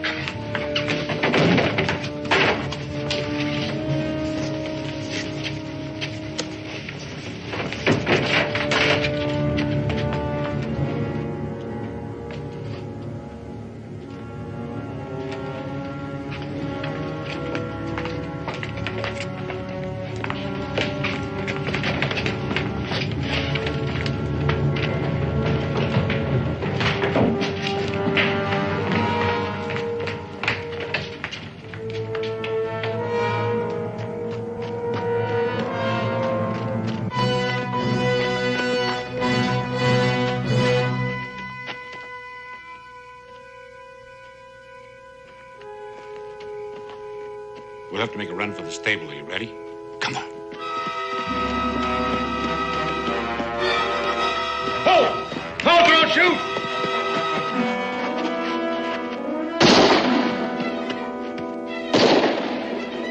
Go to the stable and get in the wagon. Hurry, go on.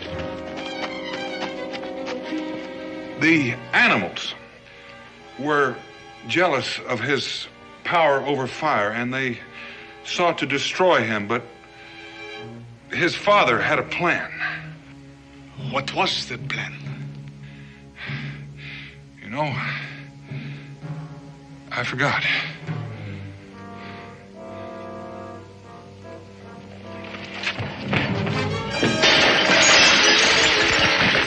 No. Let the brave warrior escape. He has earned it. And let us leave the dishonorable men to their own dishonor.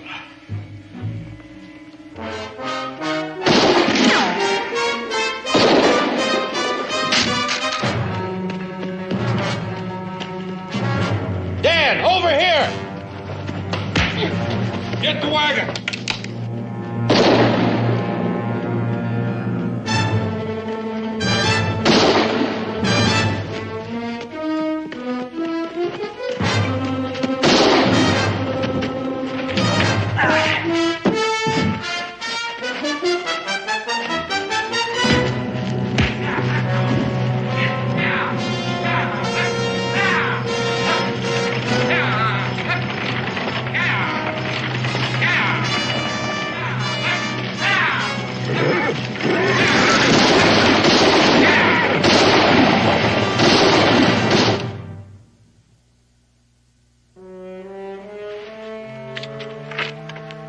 We just got word. Clark has retaken St. Vincent.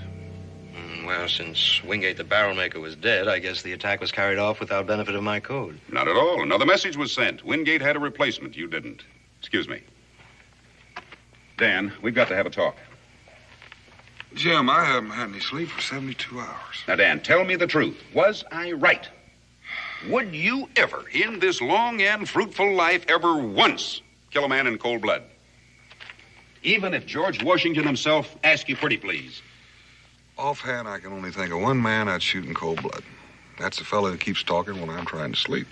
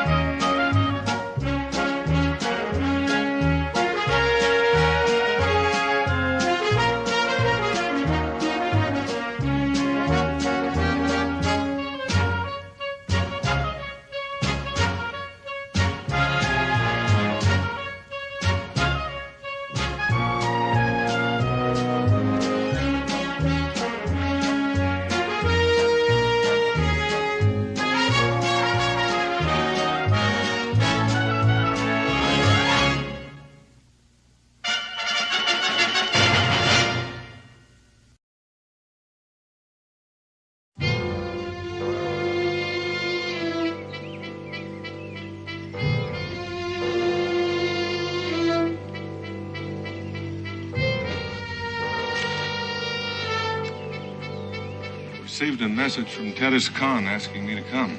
It is nothing, dear cousin. I will attend to it. I will attend to it. Rest yourself. Boone! Boone. Welcome, Boone. Welcome.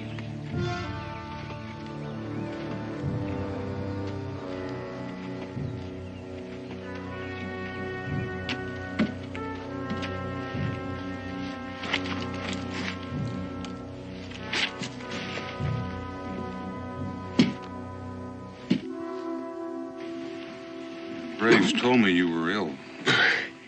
Much more than ill. Boone, I must ask a great favor of you. Get Lawana and bring her here quickly. It's that bad. Soon, my people will bury me. And unless Lawana is here, they will start to bury each other. For 15 years, she hasn't seen the land or faces of her people. Must we now beg her to return? I say she is no longer a Delaware. She's a white.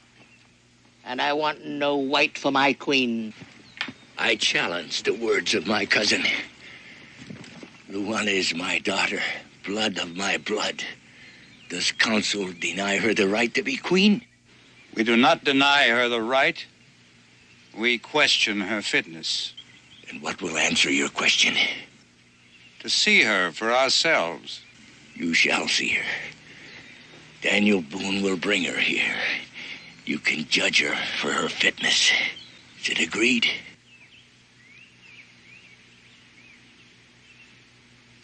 It is agreed.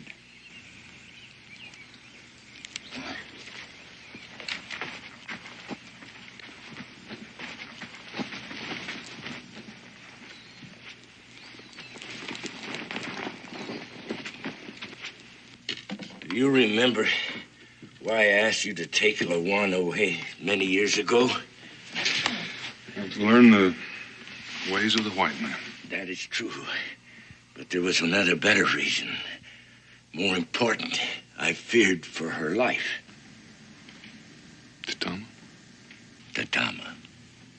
Many times since the death of the mother of Lawana, my council had begged me to take another woman to provide a male heir. This woman could have protected my child from Tatama's ambitions for her son. But I could not take another woman. Do you understand that, Boone? I can understand that. Tatama could not. These are the wedding garments of the mother of Lawana. She must wear them when she comes back. She may not want to wear them. She may not want to come back. What then? Then Katoga will be chief. A fine young man, brave, intelligent, but his ears are full of the words of his mother, who lusts for power, and to prove that power, she will make war, and many of my people will die.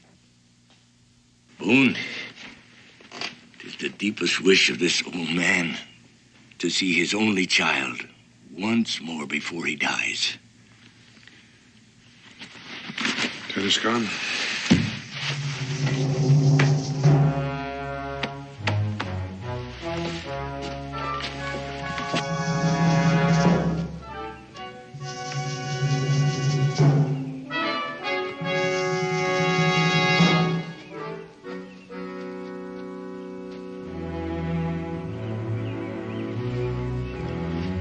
He must not be allowed to return. I wish it were not necessary. Is it necessary for you to become chief?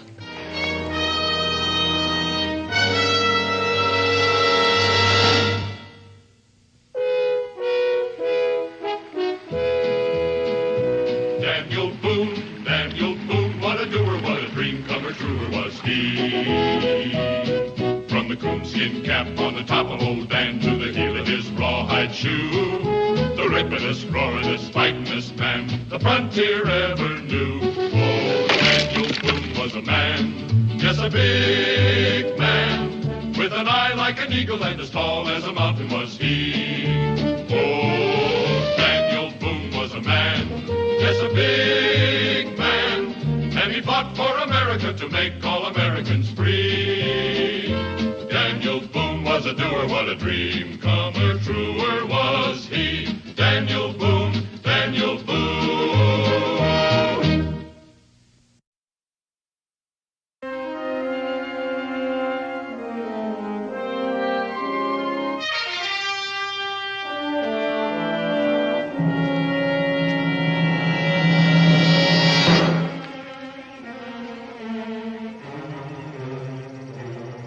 Hungry, Katoga?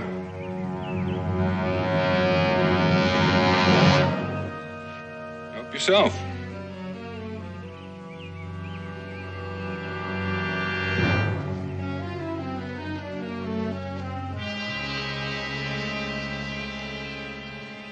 You must think me foolish. Well, it did seem a mite foolish. You leaning up against that tree all night when there was a good fire a few feet away. You're, not planning anything hostile, are you? No. And why are you following me? To see that you do not bring Luana back. Well, it's Tedescon's wish that Luana comes back. Tedescan will do anything to prevent my becoming chief. You know, that's interesting. Because he's told me that you'd make a fine chief. Then why does he oppose me so? He opposes your mother. He feels as chief you would serve her and not your people. Boone, I have been trained since childhood to rule my people. Well, that may be, Katoga. But who was your teacher?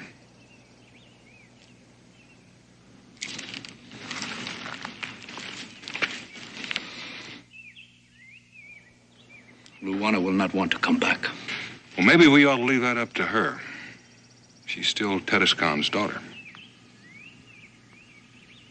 She will have forgotten by now. If I dance one more step, I shall collapse. Well, you should rest for just a moment. This won't be over for hours. Just one, William. Thank you. First, you must have one more dance with me, Pop. Not on your life, my dear. Oh, no. William, As far as I'm please, concerned, please. your engagement party is over. William, I've got to please. save my feet for the wedding. Oh, there you are, Louise. For a minute, I thought you'd run off and eloped with somebody else, Mother. Father, you must convince Father to dance with me again. Oh, yes, one more. Away with you, boy. I shall dance only if I'm carried. Stop that. Yes, Amos. There's Mr. Boone here to see you, sir, and a companion. Well, show them in, please. Daniel Boone? Welcome. Why, it's been years, man. About 15. Welcome, Mr. Boone. This is Creighton. And, your... This is Katoga of the Delaware Nation. How do you do? What brings you here after all these years? Well, I hate to intrude on your party, but, Excuse me, please. But I have to return to my guests. well, I think you're the one I came to see. You're Luana, aren't you? My name is Louise Creighton. Oh, Amos, would you serve the refreshments, please? Yes, ma'am. And, do please continue dancing. Perhaps we could go in here and talk for just a moment. Come on down. Would you, please?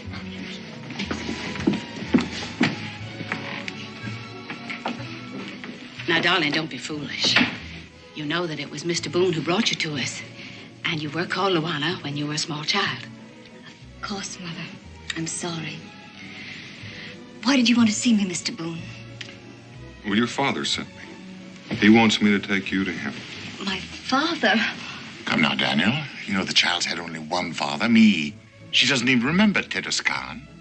What could he possibly want with her after all these years? Tedescan is dying. He wants to see his only child before he dies.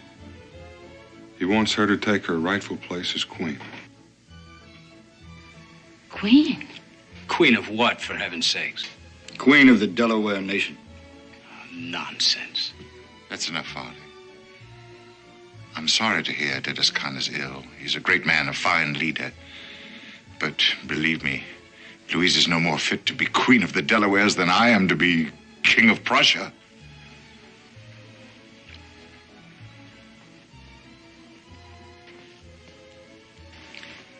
Tell the worthy Tatiscan that Miss Louise Creighton regrets her inability to attend him due to her imminent marriage. You see, Mr. Boone, this is an engagement party. Louise and Farley are to be married in the spring.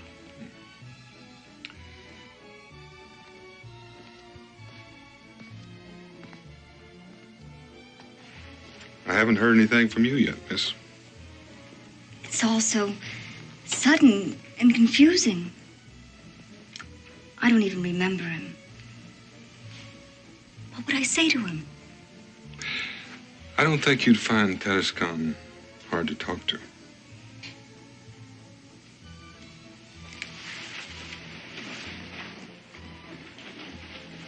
Mother, I know. It's a hard decision. But you're going to have to make it for yourself. Oh, my dear daughter, I don't want you to go. But if you don't go, you may regret it later on. Mother, I must say, I don't like the idea of Louise traipsing off into the wilderness with this. Oh, the whole idea is ridiculous. Would there be any danger, Mr. Boone? I can promise you she'll come to no harm. I know I can trust you, sir. Louise will give you her decision in the morning. If you decide to go, Louise, I'm going with you. But don't count on it, Mr. Boone. Come on, Louise. Oh, Mr. Boone, you must be very tired after your long journey. I'll, Amos? Yes, ma'am. He'll show you to your room and the, Katoga. Katoga.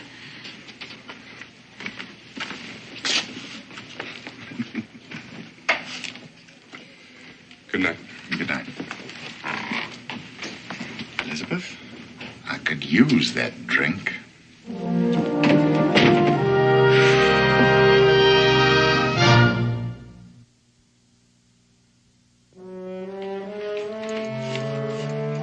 Take the trunk, Amos. Yes, sir, Mr. Farley. Come back for these. Yes. My. Looks like you got enough clothes here to last you for a month, honey. The bare minimum, Father. I haven't packed a single thing I won't absolutely need. Well, you must take this one because it brings out the color of your eyes, and on a warm evening, I'm afraid you all have the wrong idea. Luggage is out of the question. We're walking all the way.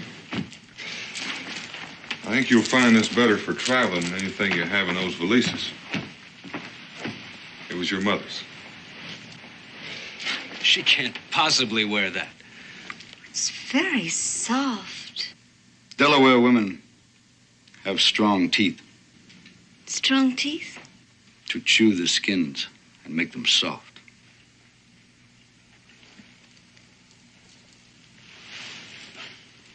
We'll wear what we're wearing. Thank you. Unless... You sure you want to go, Louise?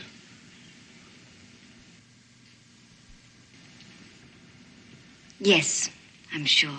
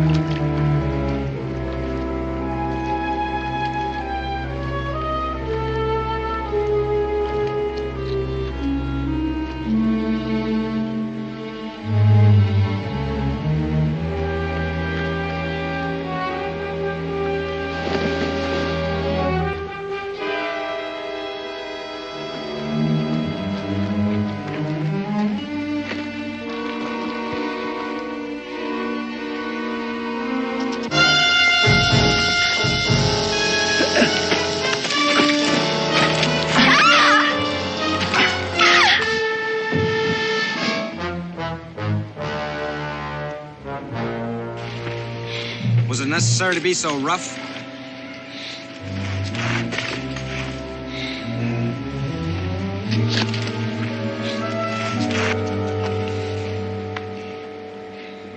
Thank you.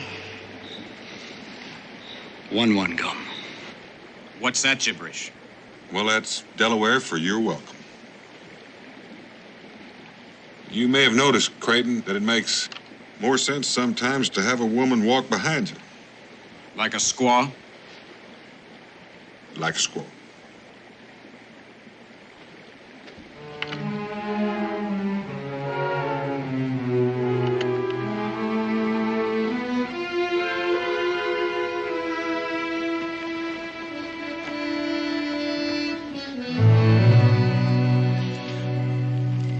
The Delawares, they're not like most tribes you've heard about.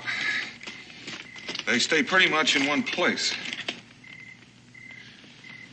The men hunt and fish, the women work in the fields. They're much like any other frontier people. They have a lot of pride, a lot of dignity. And their chief, Tedescon,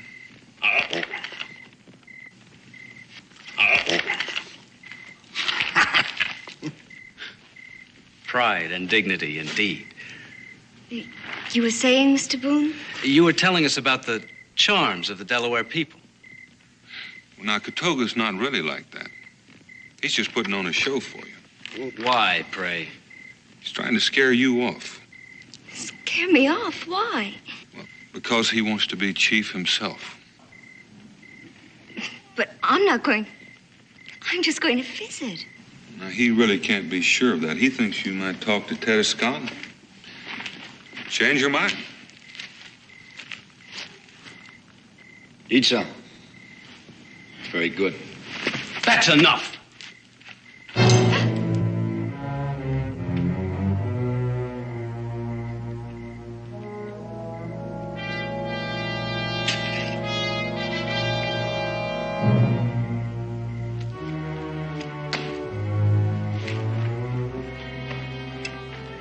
Delaware women do not waste food. Nor should they, I'm sure. For they can't afford to. But Miss Creighton does waste food. She does not know how it has come by, nor does she care. She only knows that it is there and in excellent abundance, and that's all she need know. In short, she is a lady. But that's something you savages wouldn't understand. Come on, Louise, we're going home. All right. Before you leave, I want to ask you a question first. Are you really all he thinks you are? We were raised together, remember? I'm talking to you. I don't understand. I think you do understand, but I can be more specific. Are you helpless, ignorant, in short, a lady? Is that all you are? Whatever do you mean, all? I think she knows what I mean, don't you? I do know where food comes from, Farley. Hard to believe, isn't it, Farley? I don't know what you're trying to do, Boone, but my fiancée has had just about enough of it. Your fiancée also happens to be Tedescon's daughter. Aren't you interested just a little bit in knowing what that means? It means she's the daughter of a dirty, ignorant savage, which is something I shall always endeavor to overlook. Don't trouble yourself. Louise, I didn't mean it that way. Louise.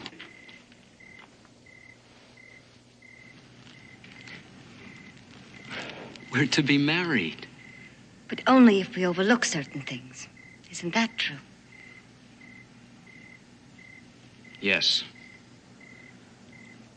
I won't have a squaw for a wife. Do you think you can overlook my parentage, Farley? Don't you see a certain family resemblance? Louise, wait! You stay here.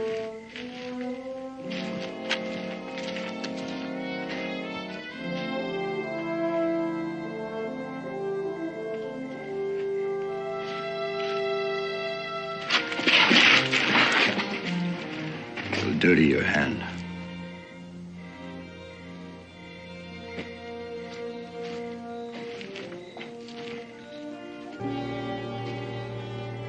I'm sorry I'm causing you a lot of trouble. Yes, you are.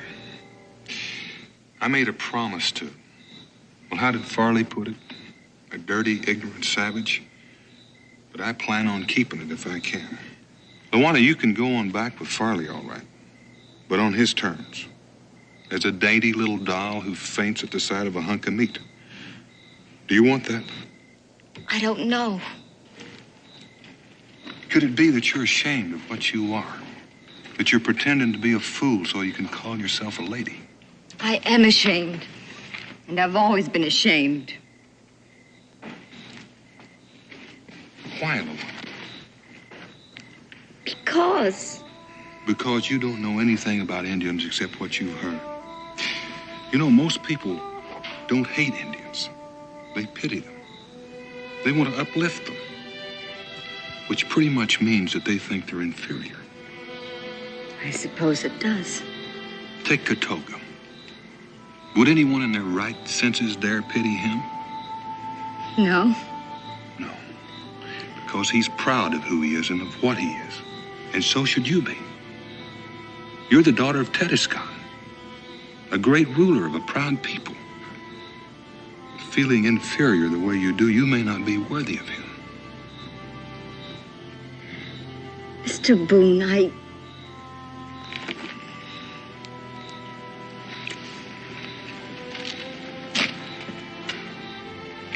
Luana, you can do what you like with these. I'm tired of carrying them.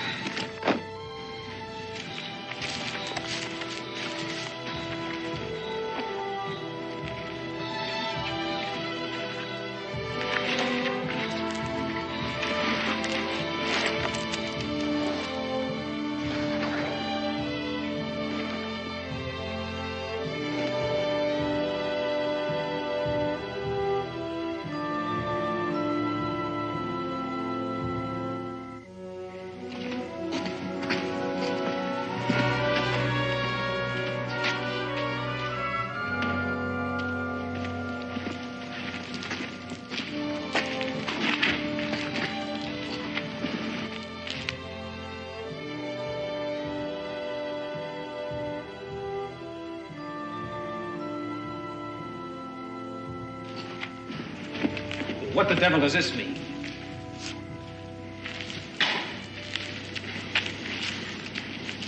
did you know my mother, Mr. Boone?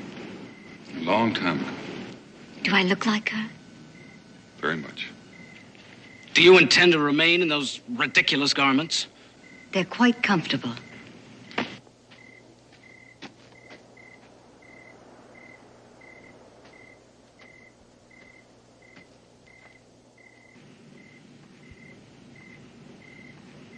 Will you teach me to speak Delaware, Katoga? I must have known it once, but I've forgotten.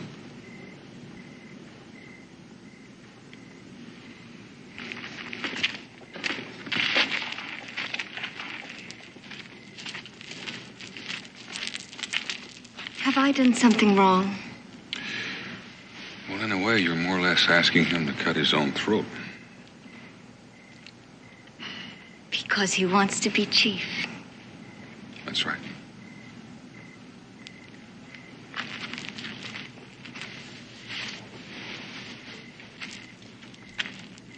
You didn't answer me, Katoga. I will teach you. Thank you. That's too much. Come on, Louise, you're going home with me. I'm sorry, Foley. I'm going to see my father now. Please let me go. Not until you stop this charade. I think you better let her go. Well, you stay out of this, Boone. You've caused enough trouble as it is. There's nothing keeping you here.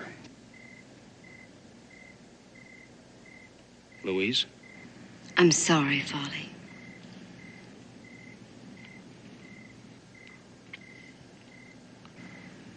It isn't the same anymore. Can't you see that? What shall I say to to my parents? Tell them, thank you very much for allowing me to make my own decision.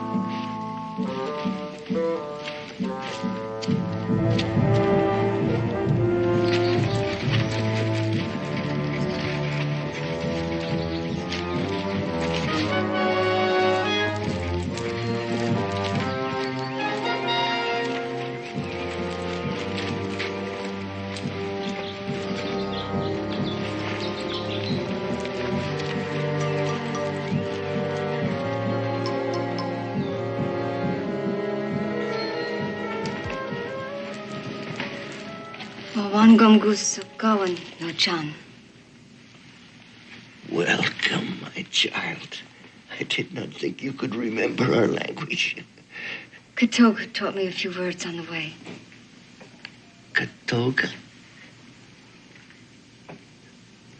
You must be a diplomat, my child. Well, it could be, Tedescon. I kind of think there's more to it than that. She is very beautiful. Like her mother. Yeah. Yes, like her mother. I'll be going. Oh, no, wait. Tonight, there will be a council meeting, and then you may go with my thanks. And if there is no war among my people, it is because of what you have done. War? I'll wait. Do you know why you are here? He said you had died. It is true. No. No. We won't talk of that. There's so little time. And we have very many more important things to talk about. Death and I have only been waiting for you, my child.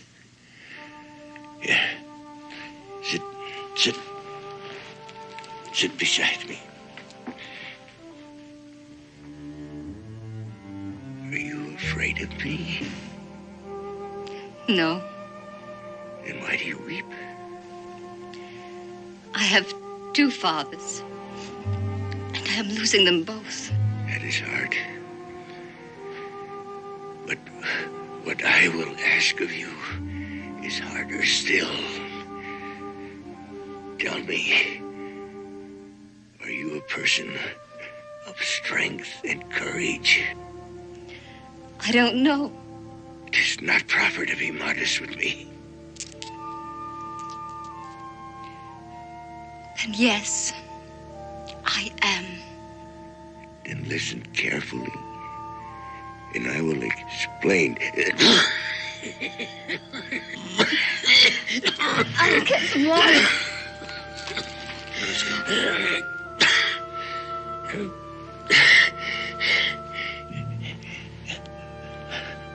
How does she seem? She's the daughter of a great chief. Oh, Boone, I must ask you to do one more thing for my people.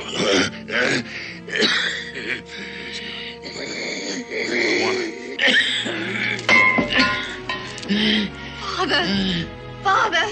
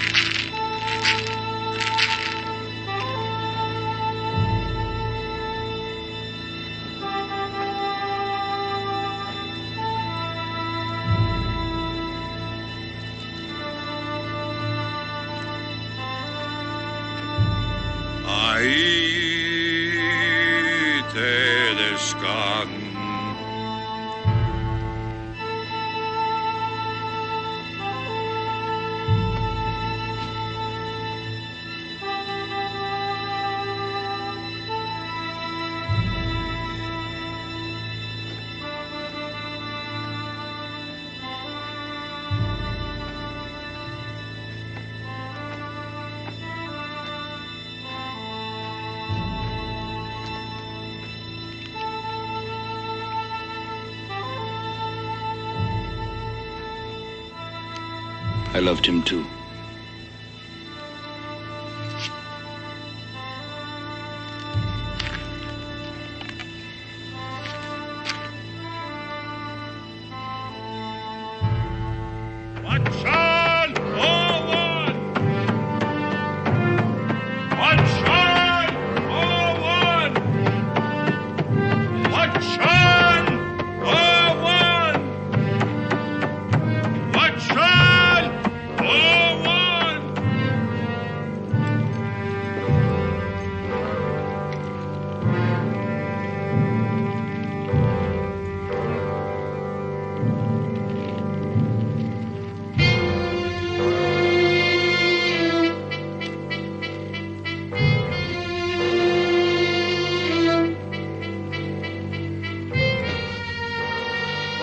Disturbs our council. I am Lawana, daughter of Teduscan. I claim the right to sit with the council in place of my father. You may sit.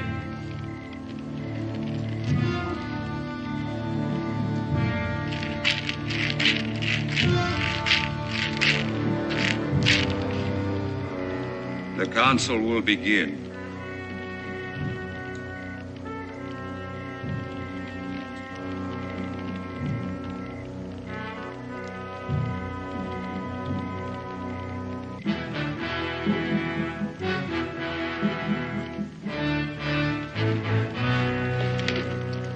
In the name of the spirit of the feathered robe, I command the presence of the chief maker. Who commands the presence of the chief maker? Lawana, daughter of Teduscan, rightful queen of the Delaware nation. All who accept this woman as queen must pay homage.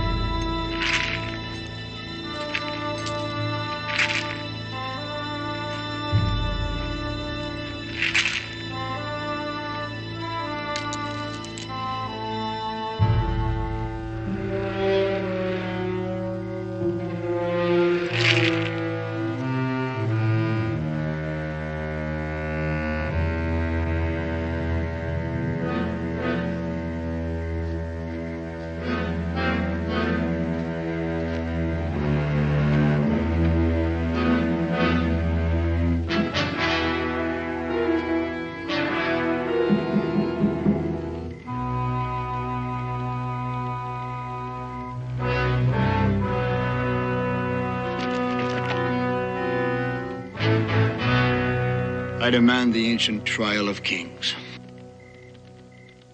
The right of Luana, daughter of Teduscan, has been challenged. One who cannot accept the challenge cannot rule. Is that not the law?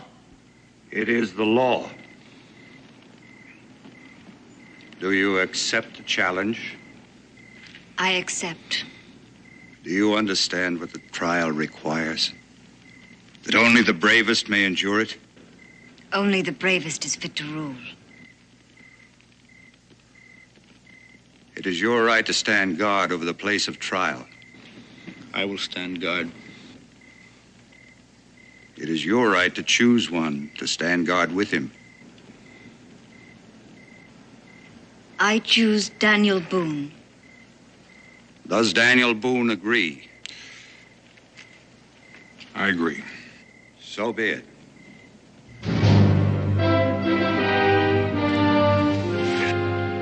Withdraw the challenge. I do not understand you. I did not expect her to accept the challenge. Perhaps she will not survive.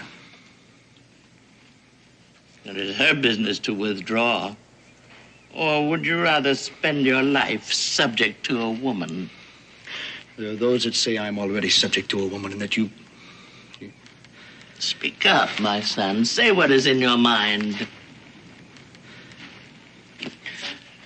That you would rule through me and that you would make a war to show your power.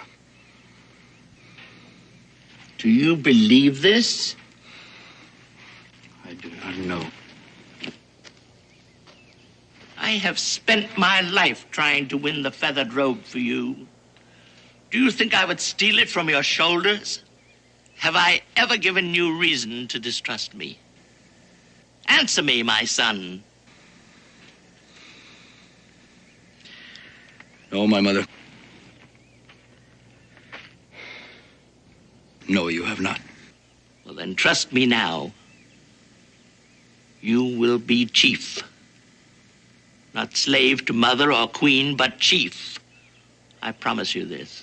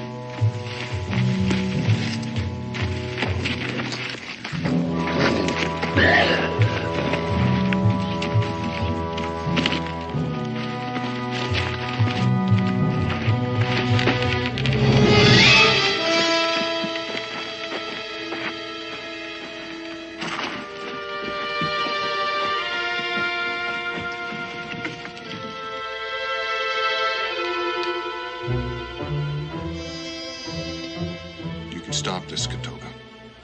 So can she. This is the last moment when you can withdraw from the trial without losing honor.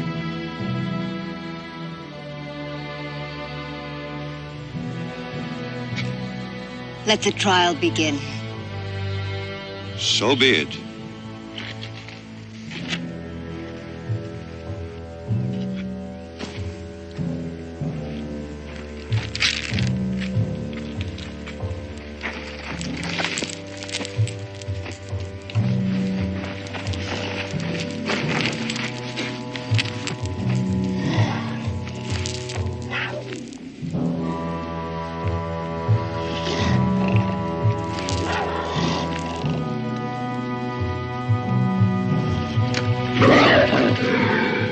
Here you must remain until we return. You will touch no one, no one will touch you. You will eat nothing, nor will you drink. If at the setting of tomorrow's sun you have survived the trial, I, Tatama, chief maker to the Delaware, will place the mantle of the feathered robe on your shoulders.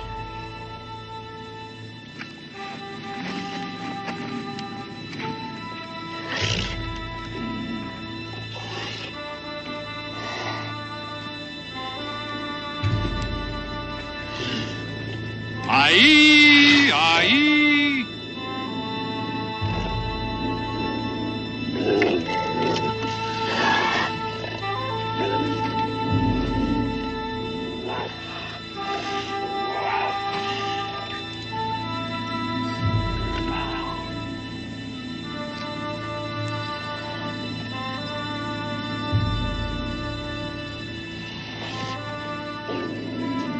Oh, Great Spirit, the destiny of this woman is in your hands. To interfere is forbidden. You, Katoga, and you, Boone, will remain to see that the will of the Great Spirit prevails.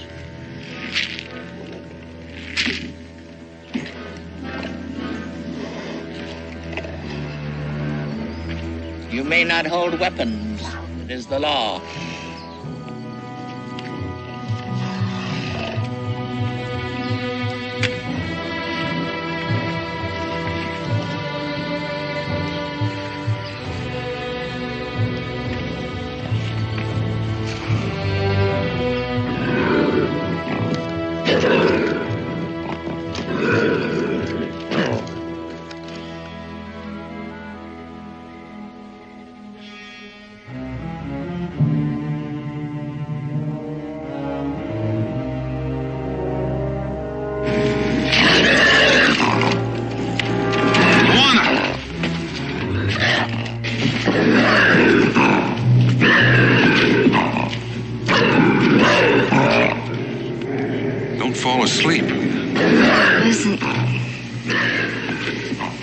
Thinking about white wine.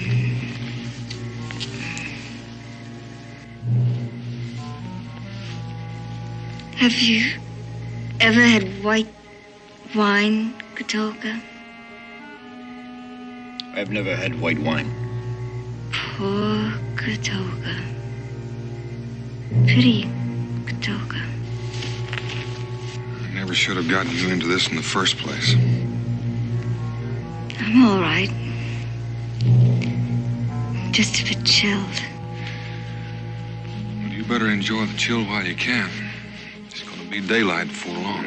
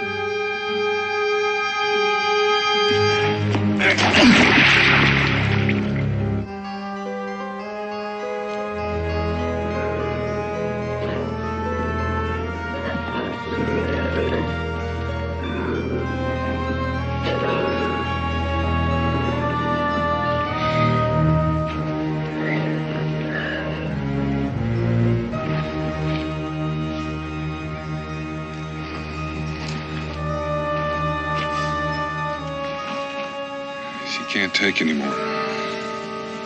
She need only loosen the thong. I'm gonna take her down. She must do it herself. Stop it. Katolka is right. Let me alone. Please.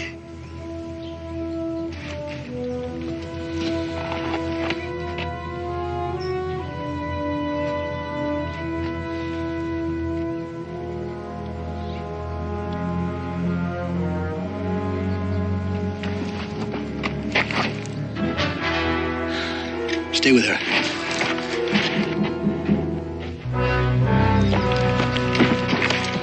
What are you doing here? Do you not wish to be chief? My mother sent you. Just stay here. I will attend to Boone. Go back and tell her not to interfere.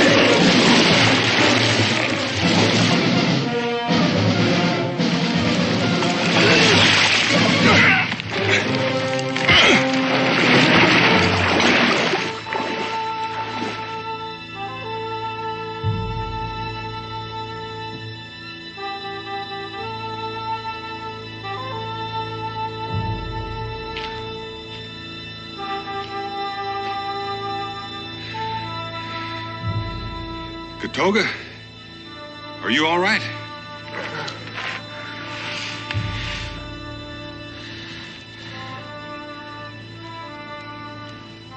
I'm only paying homage to my queen.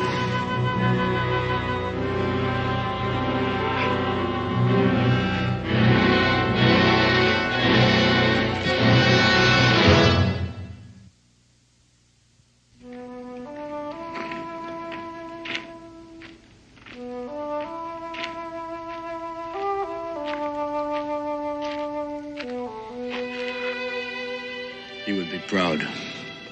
It's because of you that I was able to do it. Perhaps. I've come to say goodbye. I'm leaving with Daniel Boone. Why? Is it because of your mother? The council said she need not go, only that she no longer be chief maker. For her, that will be worse. No, I'm leaving because I will not be chief.